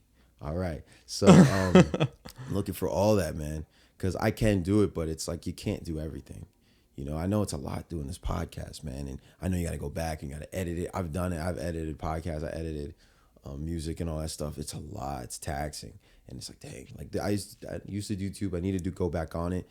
Doing those 30-minute videos takes like all day. What kind of 30-minute videos? It would be like vlogs. Okay. I'll just talk. So if you guys don't know, Arahmus Brown on YouTube, check me out. I do like a little bit of like more in of myself. Like I'm like, well, this was like the show's called Before I Deleted Off My Phone. My phone was at a point where I had like no more memory left, and I was like, damn it, I gotta start deleting stuff. But before I do, let me show you what I had on here before I delete it. And I went all the way back to the beginning to the Celestial Project. And then it's kind of funny because right when I did the Celestial Project video and told them what it is and how it is, my phone, it got broken. I had to delete everything, like all my archive shit. It was horrible. It was the ultimate before I deleted off my phone. Nah, this shit, I lost everything, like 5 years of work. Shit. My dad said, if you can remember it, if you can remember what you've lost, that's what was worth remembering. It's true. Because if you have all that archive stuff, who knows what the fuck that was going to be. Yeah, like half of it was probably bullshit. Yeah, anyway. exactly. So it hurt a lot, but it still was like a learning experience to be like, dang. And that's what an artist really is, man. Like an artist can take nothing and turn it into something. The best improvisers of all time. I love it when those shows, when we don't plan something and it just happens and it was good. I was like, damn, we're good. Dude, like, right? So one of the book gigs we had, it was mostly rappers, and then we were the only band. And I thought about it, and I was like, I also can rap too, and I want to show people I can do that. That's pretty cool. So I told the band, I was like, yo, play something like this, and I'm just rap to it. And they're like, okay, and then we killed it. And I that's my latest post on Instagram of me rapping and everything. I rapped this song I made called Naruto, and we didn't plan that, and we just did it, and they were like, that was so good, that was so amazing. Where the rappers were like, we needed a band. And I'm like, yeah, bro. Like, I love situations like that because it's just like we push each other. I do believe in competition. I do believe in like pushing because it makes. I don't believe like, oh, I'm trying to be better than you. I'm trying to like push you too so you can like rivalry. I like rivalry. I like dang, you did that, or I have to do this. You did that, or now I have to do this because oh, that's cool. Let me do this. Then it's like going back and forth and building each other and helping each other. Because at the end of the day, we're all trying to grow with each other. That's my whole point. But yeah, man. Like I'm telling you, man. Like this whole thing has been a journey, bro. Like I remember I was gonna drop out of college, and like shout out to Obasi Jackson. He picked me up one day on when I was sitting at lunch, having my guitar in my hand, and he was like, "You play guitar?" I'm like, "Yeah." He was like, "Yo, follow me," and I don't regret it. Like followed him to the band room, and we were just playing his music, and I was his guitarist for a minute. If y'all don't know, if you know the rapper Pop Smoke, Obasi Jackson is his brother. I didn't learn that until later, and that was I didn't know that until later on either. Yeah, that small fucking world, man. Super small, and I was like that's very odd. Speaking of Brooklyn, yeah. Speaking of Brooklyn, wait, what happened? No, because they're from Canarsie, right? Yeah. Speaking of Brooklyn, it's like speaking of Brooklyn, like I'm just like damn. You never know who you'll meet. You never know like what's gonna happen. But shout out to him, like. at that time, I didn't know who I wanted to be, what I wanted to do. I always kept telling myself, throw yourself in uncomfortable situations. And I still believe that till this day because that helps you grow, helps you do what you have to do. And The Rock, like, do you know The Rock? The Rock, Who? The Rock, the wrestler. Who is that? Yeah. The Rock is another great inspiration of mine. Like, I watch him and he's just like grinding every day physically on his body. Like, he's in the gym all the time, and he's like, yo, bro, you just gotta push and keep that mentality, push and stay there, and then breathe and relax. And watching him do normal things, just playing with his daughter is just normal, or cooking, or doing random, and he's taking control of his life. That's what I want to aspire to become, to be able to take control of my life, be able to not worry about, dang, when is my next paycheck coming in, or when is this coming? I need to be at this space in my life to be like, take control of my life. So when I was with that billionaire Fred Shaw, I took all those notes, and he's basically said the same thing. All the ideas in your head are bullshit until you actually do it. 100%. I bet when you were doing this podcast, before you did the podcast, you're like, who want to do a podcast? And just never did it. And then one day you're like, fuck it. And then you just did the podcast. No, it's funny actually. It came pretty like swiftly. It was just pretty much like an immediate thing. Yeah, because because your vibe you give me is like you take control of your life, bro. Like, yeah. I admire that. Like, Thank you. This is what I want to do. I'm getting it done. Like 2 years ago you're playing guitar, but 2 years later you're in the octagon. And I'm like, damn. But you trained. That must have been crazy. What was that like? Well, I mean, I've been training for 3 years. I was just doing it for fun, you know. Like, people got to understand, bro. Like, this is my fucking hobby. Yeah. You know what I mean? Like, people collect stamps. People fucking knit. I step into a cage and I fuck people up. You know what I mean? People up. I fight people. Like, for real. But like, yeah. You know, like, it's cool and all, but it was just something that I was obsessed with, you know. And that's what life is all about. It's about taking the things that you're obsessed with and fully running with them, you know, living life on your own terms. But most importantly, it's something that you were talking about, you know, how the Rock, he's in that gym and he's killing himself and he's fucking pushing himself. He's also on steroids, but but he is pushing himself regardless, you know, and he's at home, he's cooking for his daughter, whatever, you know, he's doing whatever. You know why? Discipline is freedom. Discipline is freedom. That is. I didn't even thought of it like that. Discipline is freedom. Creating that routine for yourself, not because someone told you to do it. Like, I realize people, like, they hop to it when it comes to their 9-to-5 job, but when it's their own personal, when it's like, do I want to do it? That's when it comes to what Amine was saying. You're beautiful. I know. You must remind yourself you are beautiful. So if you're beautiful, it's like a flower. You got to take care of it. Like, you got to, like, water it. Requires certain sunlight. Requires this type of humidity. Requires this. But you're gonna neglect all that for some 9-to-5. Think of your main job as your side piece. And your main thing you want to do is what you have to do, which is your dream. That's your main piece. So, yeah, me working at Reebok is my side thing. I also work at School of Rock because I was like, dang, I need even more, like, experience in doing stuff like that. Perk about working at School of Rock is I get to have free rehearsal spaces. So that sounds like, yes. Yeah. It was so weird. Like, I didn't have to work at any of those places. I just went and did it. But if you're able to do stuff like that, then you're able to make stuff like podcasts, able to make stuff like your hair thing. But if it comes to a point, like for me, when it's like, I personally feel like I've played almost everywhere on Long Island except the Hamptons. Like, I've met a lot of people to the point where, like, I know basically almost everyone. Every artist knows me. I need to branch out now, go somewhere else even deeper. I need to go west, go to the city, need to do that stuff. Like, certain people are like, I don't understand why my product's not selling. I'm like, you need to outsource. You need to go out there. You need to really push it out there. Go do something really scary and go to Florida. For real. Go to Miami. Go anywhere, bro. Anywhere. But it's funny that you were saying, like, what you were saying before about, like, connecting with your audience. Bro, people want to be a part. It's not about, like, you put out a song and then people are just like, oh, yeah, that's awesome. Yeah. No, you fucking put out a song and then someone texts you or DMs you on Instagram and they're like, yo, that shit was fucking fire. That stuff. And then you go, thank you. And you interact with them and you say, yo, I fucking appreciate that. And, like, let's say, like, someone consistently interacts with your content and you offer them, like, yo, fucking next time if you ever buy merch, I'll, like, let me know. I'll send you, like, a fucking free shirt with your order. That's exactly what it is. I was thinking about that on the way. Like, I was thinking about, because I was selling merch the other day. I was like, okay, if you come to the show, I'll charge the merch less. But if you're in the web, if you get at my website, I'll charge it more. That'll bring people who want to come more to the show. Because it's way different when you're there physically than you're watching a video on video. It's way different. I feel it's way more fun when you're actually there. 100%. I remember some of the people when I used to go to high school with came to one of my shows the other day, and they were like, "Man, you're so different now.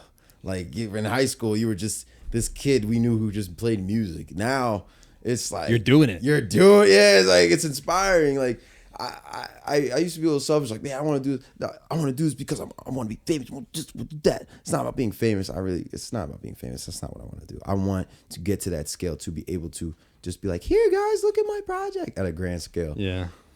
What I forgot what I was saying, but what I'm trying to say is basically, what was I saying?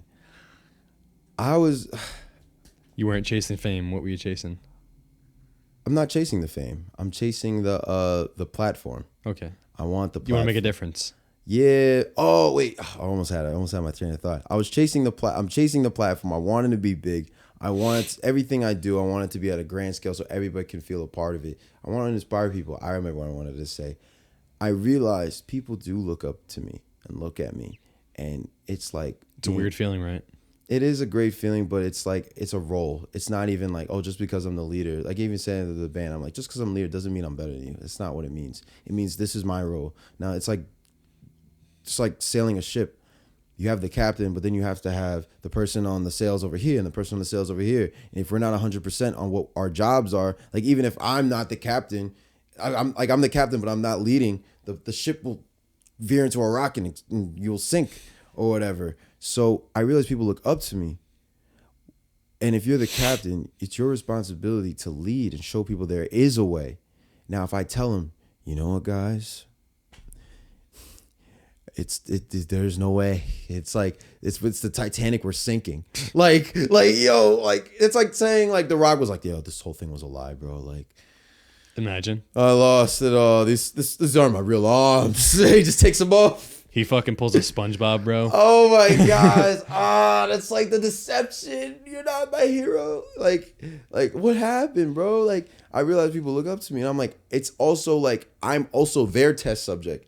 They're like, if Arahmus can do it, then I can do what I want to do. And that's what I want to do. Yeah, because it's like if Arahmus fails, I know what not to do. I'm like, okay, yeah, even use me even if I fail. But like, they always like taking notes. Sometimes I tell people exactly what I do because it's up to you to do it. Like I can tell you what to do, whether you take it or not. Like I feel better by saying it. They have to take the action. You just actually just do it, and if you do it, yes, that's all I wanted. Yep. That's really all I wanted you to do. Because I know I'm not gonna stop, but I want you to at least look at it like, all right, I can be something, you know. And if you look at me for inspiration, that means the world to me because I won't let you down. No, 100%. I'm not gonna let you down. Like I'm in and out. At first, I was like, I might be letting some people down. I don't know if I want to do this anymore because it's taxing on my mind. But I realized it's like, bro, you ever watch the movie Gladiator? Yeah, man. Great fucking film. That been a long time since I've seen that one. Yeah, that movie, guys, if you ever watch anything, I recommend this movie called Gladiator. Russell Crowe, right? Yes. Awesome movie. This man had everything. He was the general of the Roman army, whatever. He was awesome. And then he became a slave and had to become a gladiator. And even in that, he still fought to the greatest he could to earn the respect of everyone. And that's what I want to do. I want to earn the respect. I don't want it to be given to me. That's what I'm saying. Like when you fight and do all that stuff and you're in the ring and everything and people don't know who you are. It's kind of like Rocky. It's like fighting the underdog and all that stuff. Oh, yeah. Like Logan Paul and Jake Paul and all of them, to me, they're like... corny. Yeah, but the one thing I do respect from them, though, they do say the most wildest things. Yeah. But they go for it. And it's like... No, it's inspirational in a way. Dang, like it's like it would be people like that you're like, dang, I do want to step in the ring and try you. You know what I'm saying? I want it, like you're giving me like this, but then they would borderline kind of try to knock you out too, bro. Like I don't know how they are as far as I don't study fighting like that. Like I'm not in that community. Mm-hmm. I just see the highlights, so I can't really say. No, for sure. But I do admire that they go like, you can do literally anything you want. Like yeah. J. Cole's a rapper and he still became a basketball player.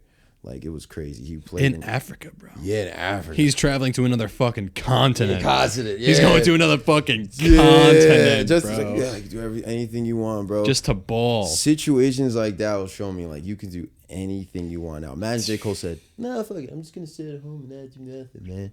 I'm just like, what type of inspiration is that? When I go on Instagram, when I go on social media, my also goal is, like, I don't like going on there and then coming off depressed as hell.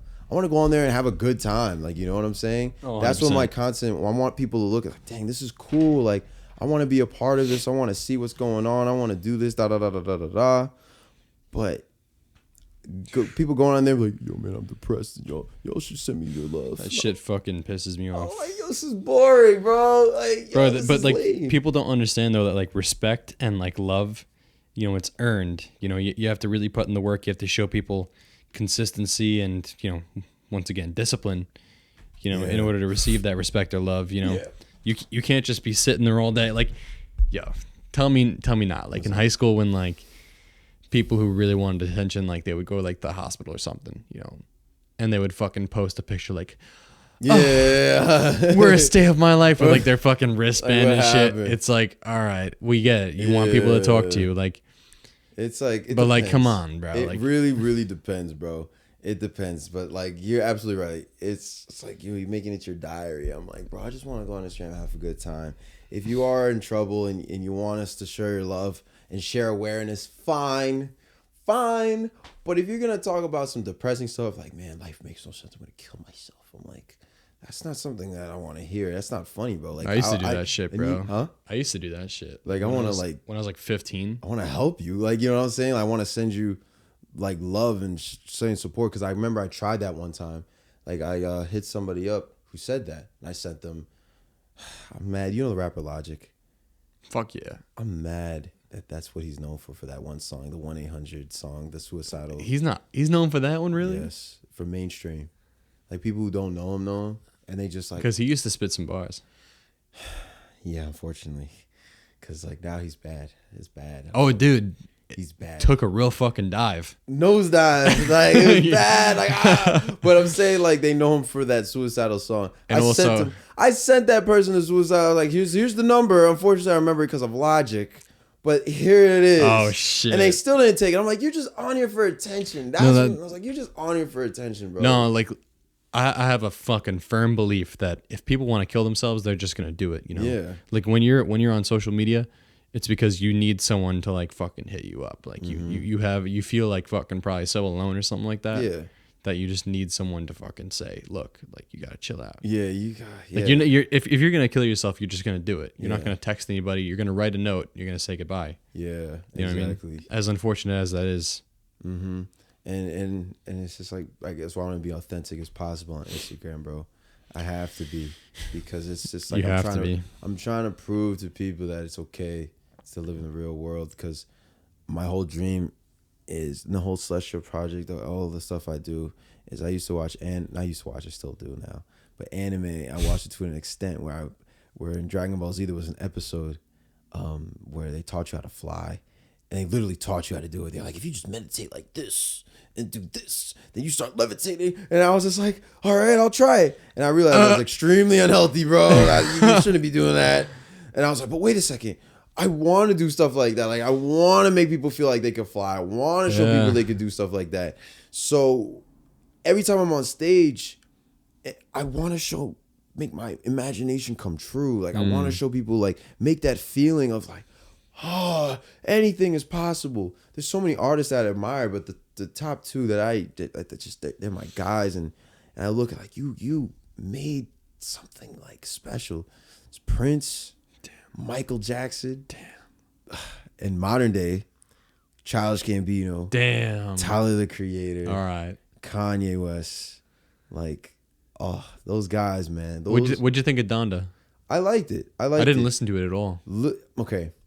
I would send you a list of the songs you just have to listen to, like, in order, because everything else is just filler. It's just him being an artist. I was like, oh, okay, bro, we get it. But like the songs that are songs, yeah. What I liked about it, he's a billionaire and still making albums as intently as if he was poor, you know. Yeah, I mean, he's and he's a hustler for sure. He was, but he's free artistically. He's free. You feel his freedom in every little thing he's doing, and there's a lot of controversy for him putting on Marilyn Manson because he was Marilyn. You know about the Marilyn Manson thing about him assaulting women or something like that, and he put it on Donda, and he brought him to his concert and everything. Kanye West is a very bold person, like very controversial. Very controversial. He did the Make America Great Again hat. Yeah, and shit. It's very controversial though, but it's like. Like I said, I admire like the fact that he's just like, that's not even why I admire him. I admire his freedom, like his like, this is who I am and this is what I want to do. Fuck what anybody else has to say. This is me, and it's like you feel the freedom in his voice. And it's like, I want to feel like that. You don't feel that already? I do, but I'm trying to figure out a way to marry rock, R&B, and hip hop without sounding, I hate the word, corny. You know, like I've been to so many venues where people have bands and they're rapping over it, but it's not good. I want to hit as hard as if when you're rapping, if you're in a cypher. I want to play guitar to make you cry. I want to play the drums as hard as or to make it like it's real and everything. I personally feel like I am good. No, I personally feel like I'm great, but I can be so much better. And then I have so much archived on my phone right now, actually. Yep. That it's like, I can't wait to show people, but it's like, I need other inputs and other people to say, Arahmus, I don't think you should do that. You should do this. I don't think you should do that. You should do this, because I need an outside ear so people can be relate and feel more a part of it. No one was a part of the Celestial Project. They just played my music. I made all that music. Yeah. And, you know, I wanted people to feel like we did this. I'm like, yeah. Well, let me tell you something. So when I made like my I heard 7 songs or whatever. Yeah, I heard that project. Thank you. Yeah, it was a lot of fun. And when I made my solo stuff, you know, I had a guy in the studio who, when I would go to record in the studio, he acted as not only the recording engineer but as a producer as well. Mm-hmm. And just that one little voice, you know, guiding certain decisions. Doesn't it change it a little bit? It absolutely enhanced my game. Yeah. And I try to talk to certain people about like producing and everything. Some people just want to, like hip hop, my boys who want to do hip hop, they just want to do trap and shit. Then people who want to do, who I'm like, all right, people who want to do like bands and stuff, they just want to do rock. And I'm like, do you want to go more like an Anderson .Paak direction? No.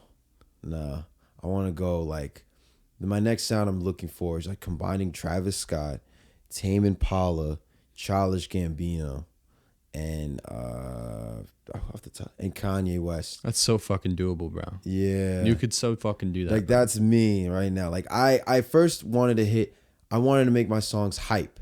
I went in the beginning, like I tried that crowd thing where it's like making the crowd go and the fact I was able to do that, I was like, all right, check. Next up is it's like, that's what I'm trying to do.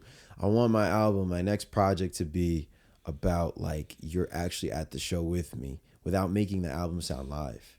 You know, I want it so where you want to come and see me, or like when you see Tyler Creator or listen to Tyler Creator's album, he plays it. He's another artist that will not play his album the way it's played. He plays it live differently, and he adds more, and it just makes you just like.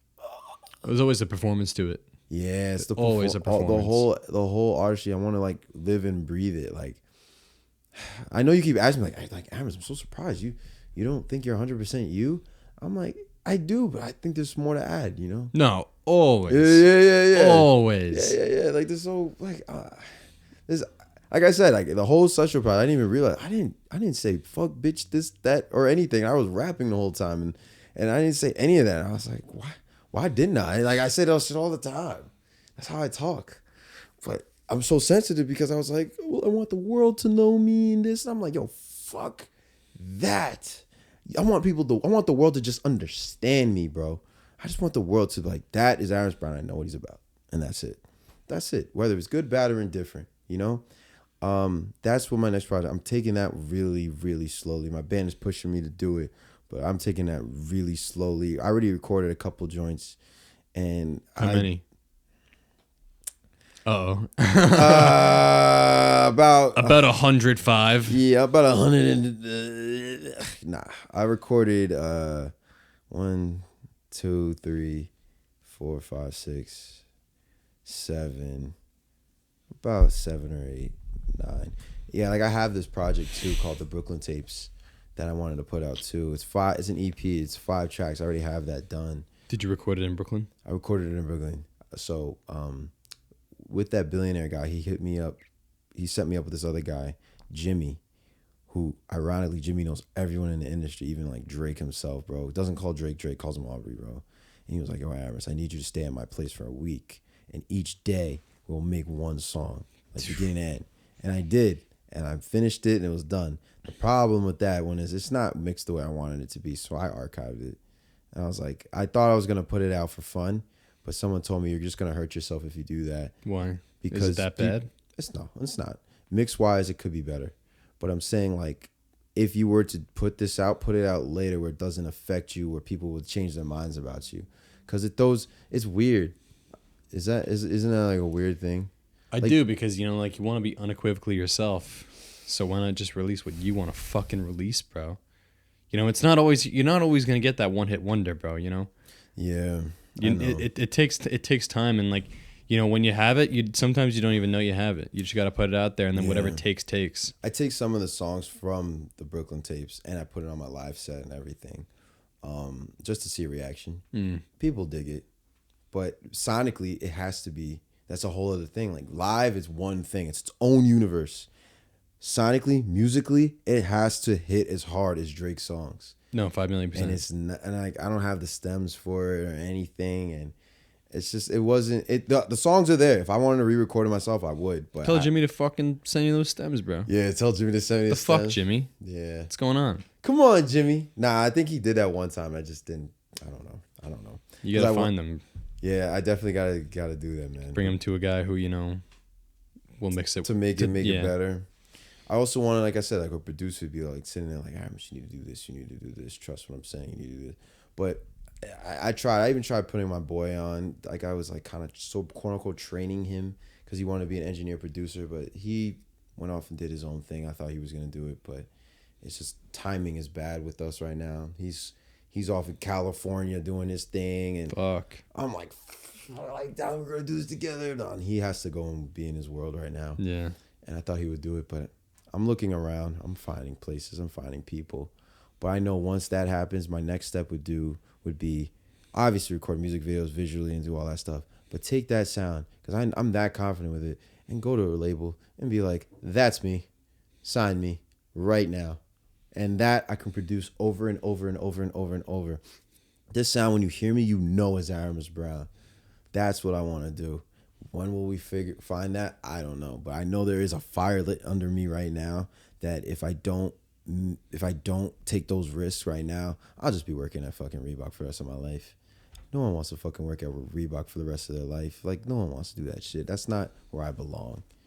But yeah, man, I'm just out here, bro. Good. I'm out here, man. What is next for you? What is next for me? Good question. Right now, what's coming up is I'm redoing the Celestial Project music videos. Like, I've still never made music videos for this. Wow. And I kept thinking about it. I was like, fuck if only people at 5 Towns knew who this thing was. The world still doesn't know what this shit is. True. So I'm going to make Celestial Project music videos. I'm going to make 5 music videos, or maybe 6. And they're all going to interlink with each other like a story, like Marvel shit. So it kind of like, it's like each, as you go on, you will physically see me go through the Celestial Project. And I'm trying to figure out ways to convince people to like work with me and everything. Like I have a videography crew, but like I said, it's like I'm balancing performing, videography. Then I have to do my own like website. It's like, manager, help me. It's so much. That. Then I have rehearsal. It's like, and you got to learn your own songs. Like, where do you find the time to breathe? Like I eat on the way. Like I had to eat in my car while I drive. It's like, that's how much I'm always doing something. It's true. So that's what's next for me. I'm doing that and look forward to like the new project. I'm not sure what to call it yet, but I definitely wanted to relate to like balance or like this is Arahmus Brown. Like when you hear it, it's gonna hit as hard as 808s because it's gonna be hip hop, rock, and R&B all in one. That's what it's gonna be. I'm excited to hear that. Yeah, I know, it's my new stuff is really cool. And I'm going to feature more people on it because I didn't have any features on Social Project. I want to feature more people on it and give people some type of platform and make it this bigger community and everything. And I'm going to take my talents and really gun for the labels and gun for that so I can really push this thing. I really believe I'm going to be one of the greats, man. I really believe it. I feel it in my soul, man. Because if every single day I think about music and creating and everything, that means that's what my celestial light is, to create, to be in that world. My biggest fear of it is to change negatively. It's to become Hollywood, and I don't ever want to be. Same. Never want to be. I want to be real. I want to be authentic. I don't want to like come off as I'm better than you. I want to come off as like, if Arahmus can do it, I could do that too, you know? So that's what's new for me right now, man. I'm just performing. And if you want to see a show, hit me up on Instagram. I'll give you more details on the shows when I can. I try to make as much promos as I can, but it's like, it's taxing. Like, it's like making those videos and editing those videos. I edit all my videos. I edit all my content, all the graphics. I do it all. And it's taxing, but I do it. And I try to get it out as fast as I can, but it's like, I can't. For a small fee, I will take care of that for you. Hey, man. We're here. We can talk later about that. We can talk later. But definitely would want to, because like I'm trying to get everybody paid. Like my band, I pay them when I can. Videographies, I pay them when I can because they all have to eat. This is how I know I have a good team. I paid my videographers. There's like 3 of them. Paid them. You know what they did with that money? They put it back in the equipment and got better equipment. That's how I knew I got a good team. That right there is the team. Smart individuals. They didn't just buy it. Like, let me buy some McDonald's. Like, I was like, no, they took that and then reinvested it and found a way to get more. Instead of getting the Big Mac, they went on the dollar menu. Yes. And then they fucking bought a camera instead. Yes. No, it's true, man. That's the grind. That's what we're doing. So the one day we can just be sitting back and just be like, yo, no big deal. We're here now. We have all the equipment we need. We can now start doing what we have to do. I'm gonna pay you to do that. You go and do it. I'm not doing it. So yeah, man. That's my next thing, man. Awesome. I'm fucking glad to hear it, bro. And you know, like I love the confidence in your voice. Thank you. You know, it only further cements the fact that you're gonna go very, very far.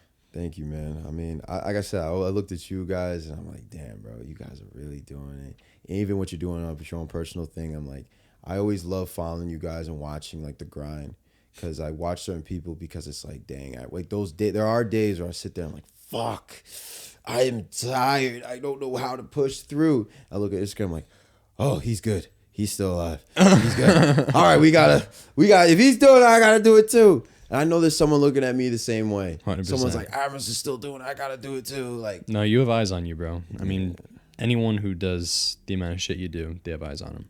So thanks, man. That's a fact. Thank you, bro. No, it's. I never lie, bro. I never lie. Yes. Hey, any final words, miss? She's stretching and everything. This is our homegirl right here. She chilling. She's the new mascot of the podcast. Yo. Word. But yeah, man.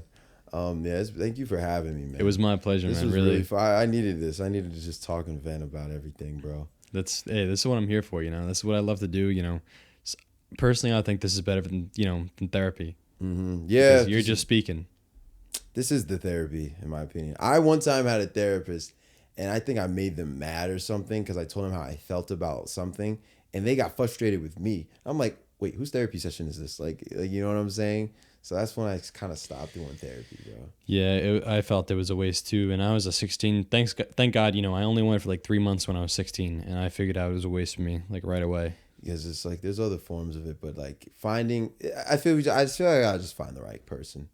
I just gotta find the right person. But even like I think the right person is yourself. It could be, because like I said, you're really never alone. When you think you're alone, you're not. You're with the universe. You're with God, bro. Yeah, I firmly believe that. I'm a pretty big I'm a big Catholic myself. Mm-hmm. And I'm very big in there's always the comfort of knowing that do you have you got it. You have that you got it. Do you have a Catholic name?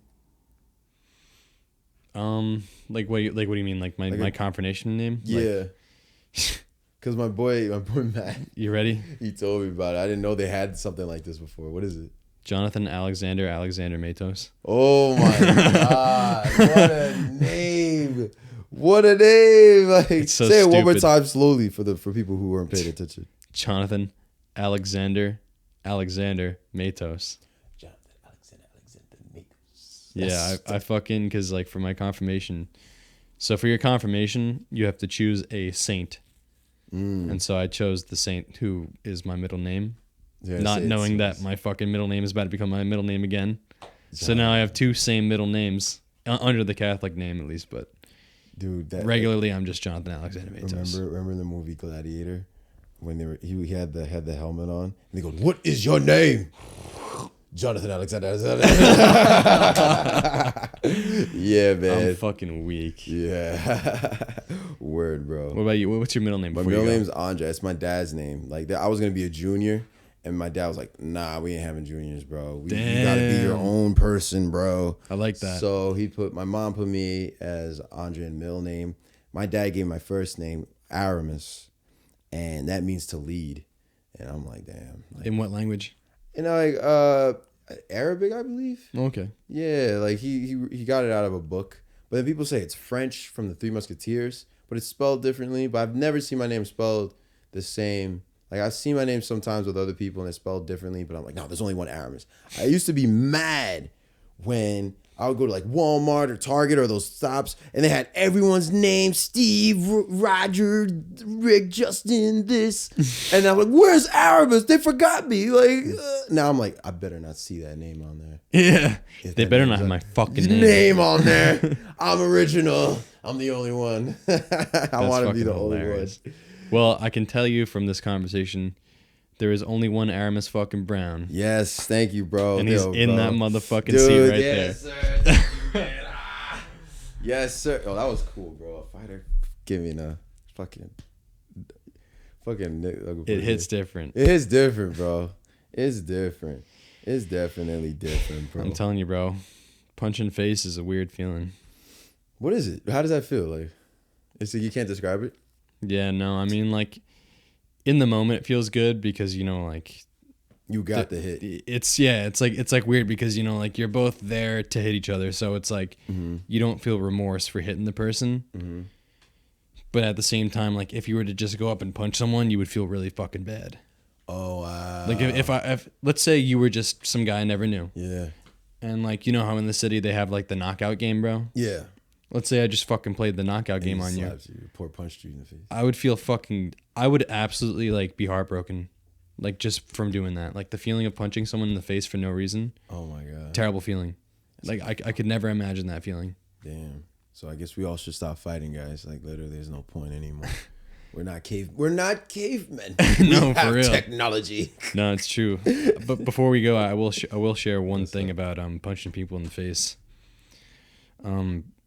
I remember this one time in training, you know, there's a guy who wanted to go with me, and he's far less skilled than I am.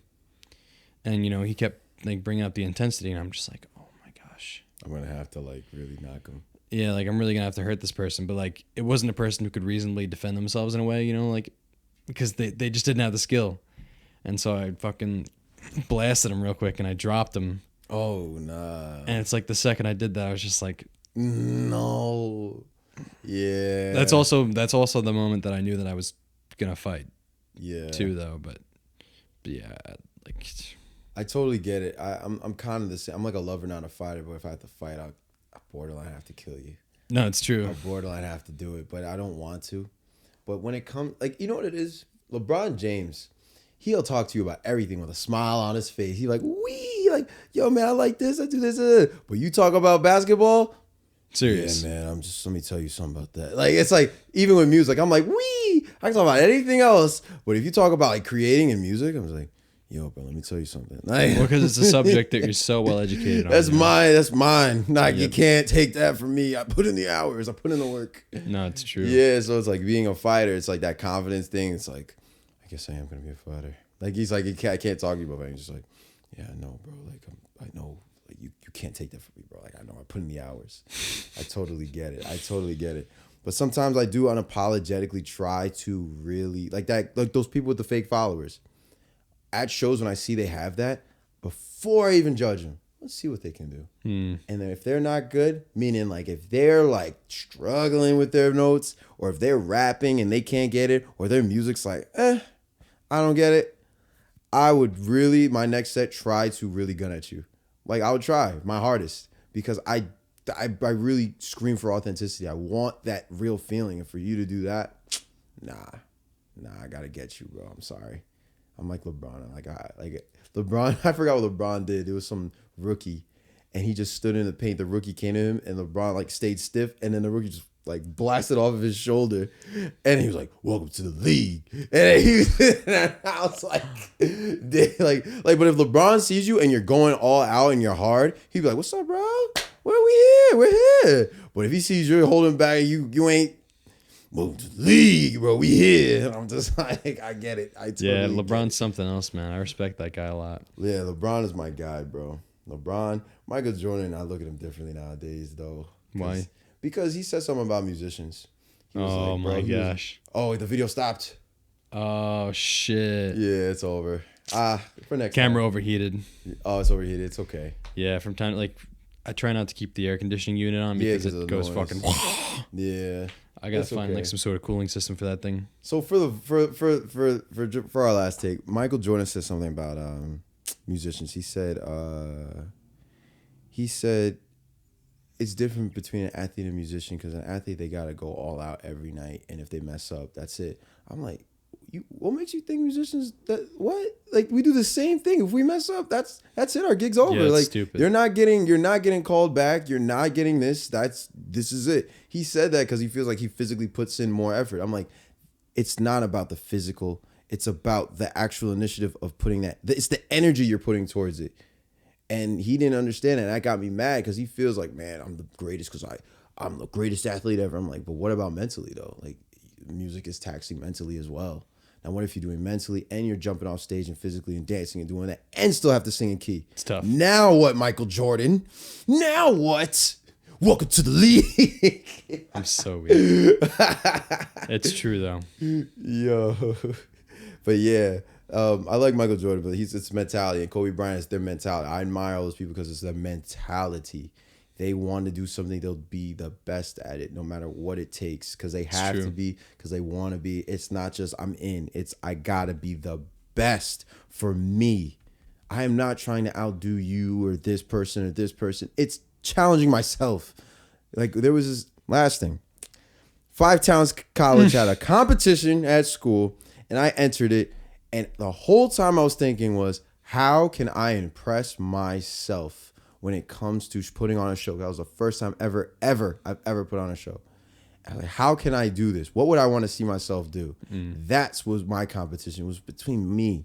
But everybody made it seem as if it was like we all had to go against each other. And I remember saying that, like, before we even went outside and did the show, that this music, anything in life, it's not about competing against each other. Yeah, we're going to butt heads to get stronger, but it's about competing against yourself at the end of the day, bro. It's a challenge. 100%. That's it. You're challenging yourself. Shadow boxing, bro. Literally, bro. Literally. Yo, thank you for having me, bro. Arahmus. It was my fucking pleasure, bro. Too fun, bro. We got to do this again, bro. Yeah, come on. I could definitely bring in more people to talk about some things, man. Yeah, no. I mean, hey, anyone who's willing to come on and talk, Yeah. I'll have them on, regardless of their viewpoint, regardless of whatever. Yeah. I could bring in like the band next time, bro. Yeah? If you want. Yeah, bro. Of course. They would love to talk about stuff and be like, "This is what Arahmus does to us behind the screen. He's not nice." Nah, bro. Nah, it's fun. He abuses us. Yeah, he says he beats us. He beats us. Send help. Send help. Nah, bro. No, I don't. But yeah, bro. No, Thank I know. you, bro. No, it's my pleasure, man. Thank you very much for coming on. You're the man.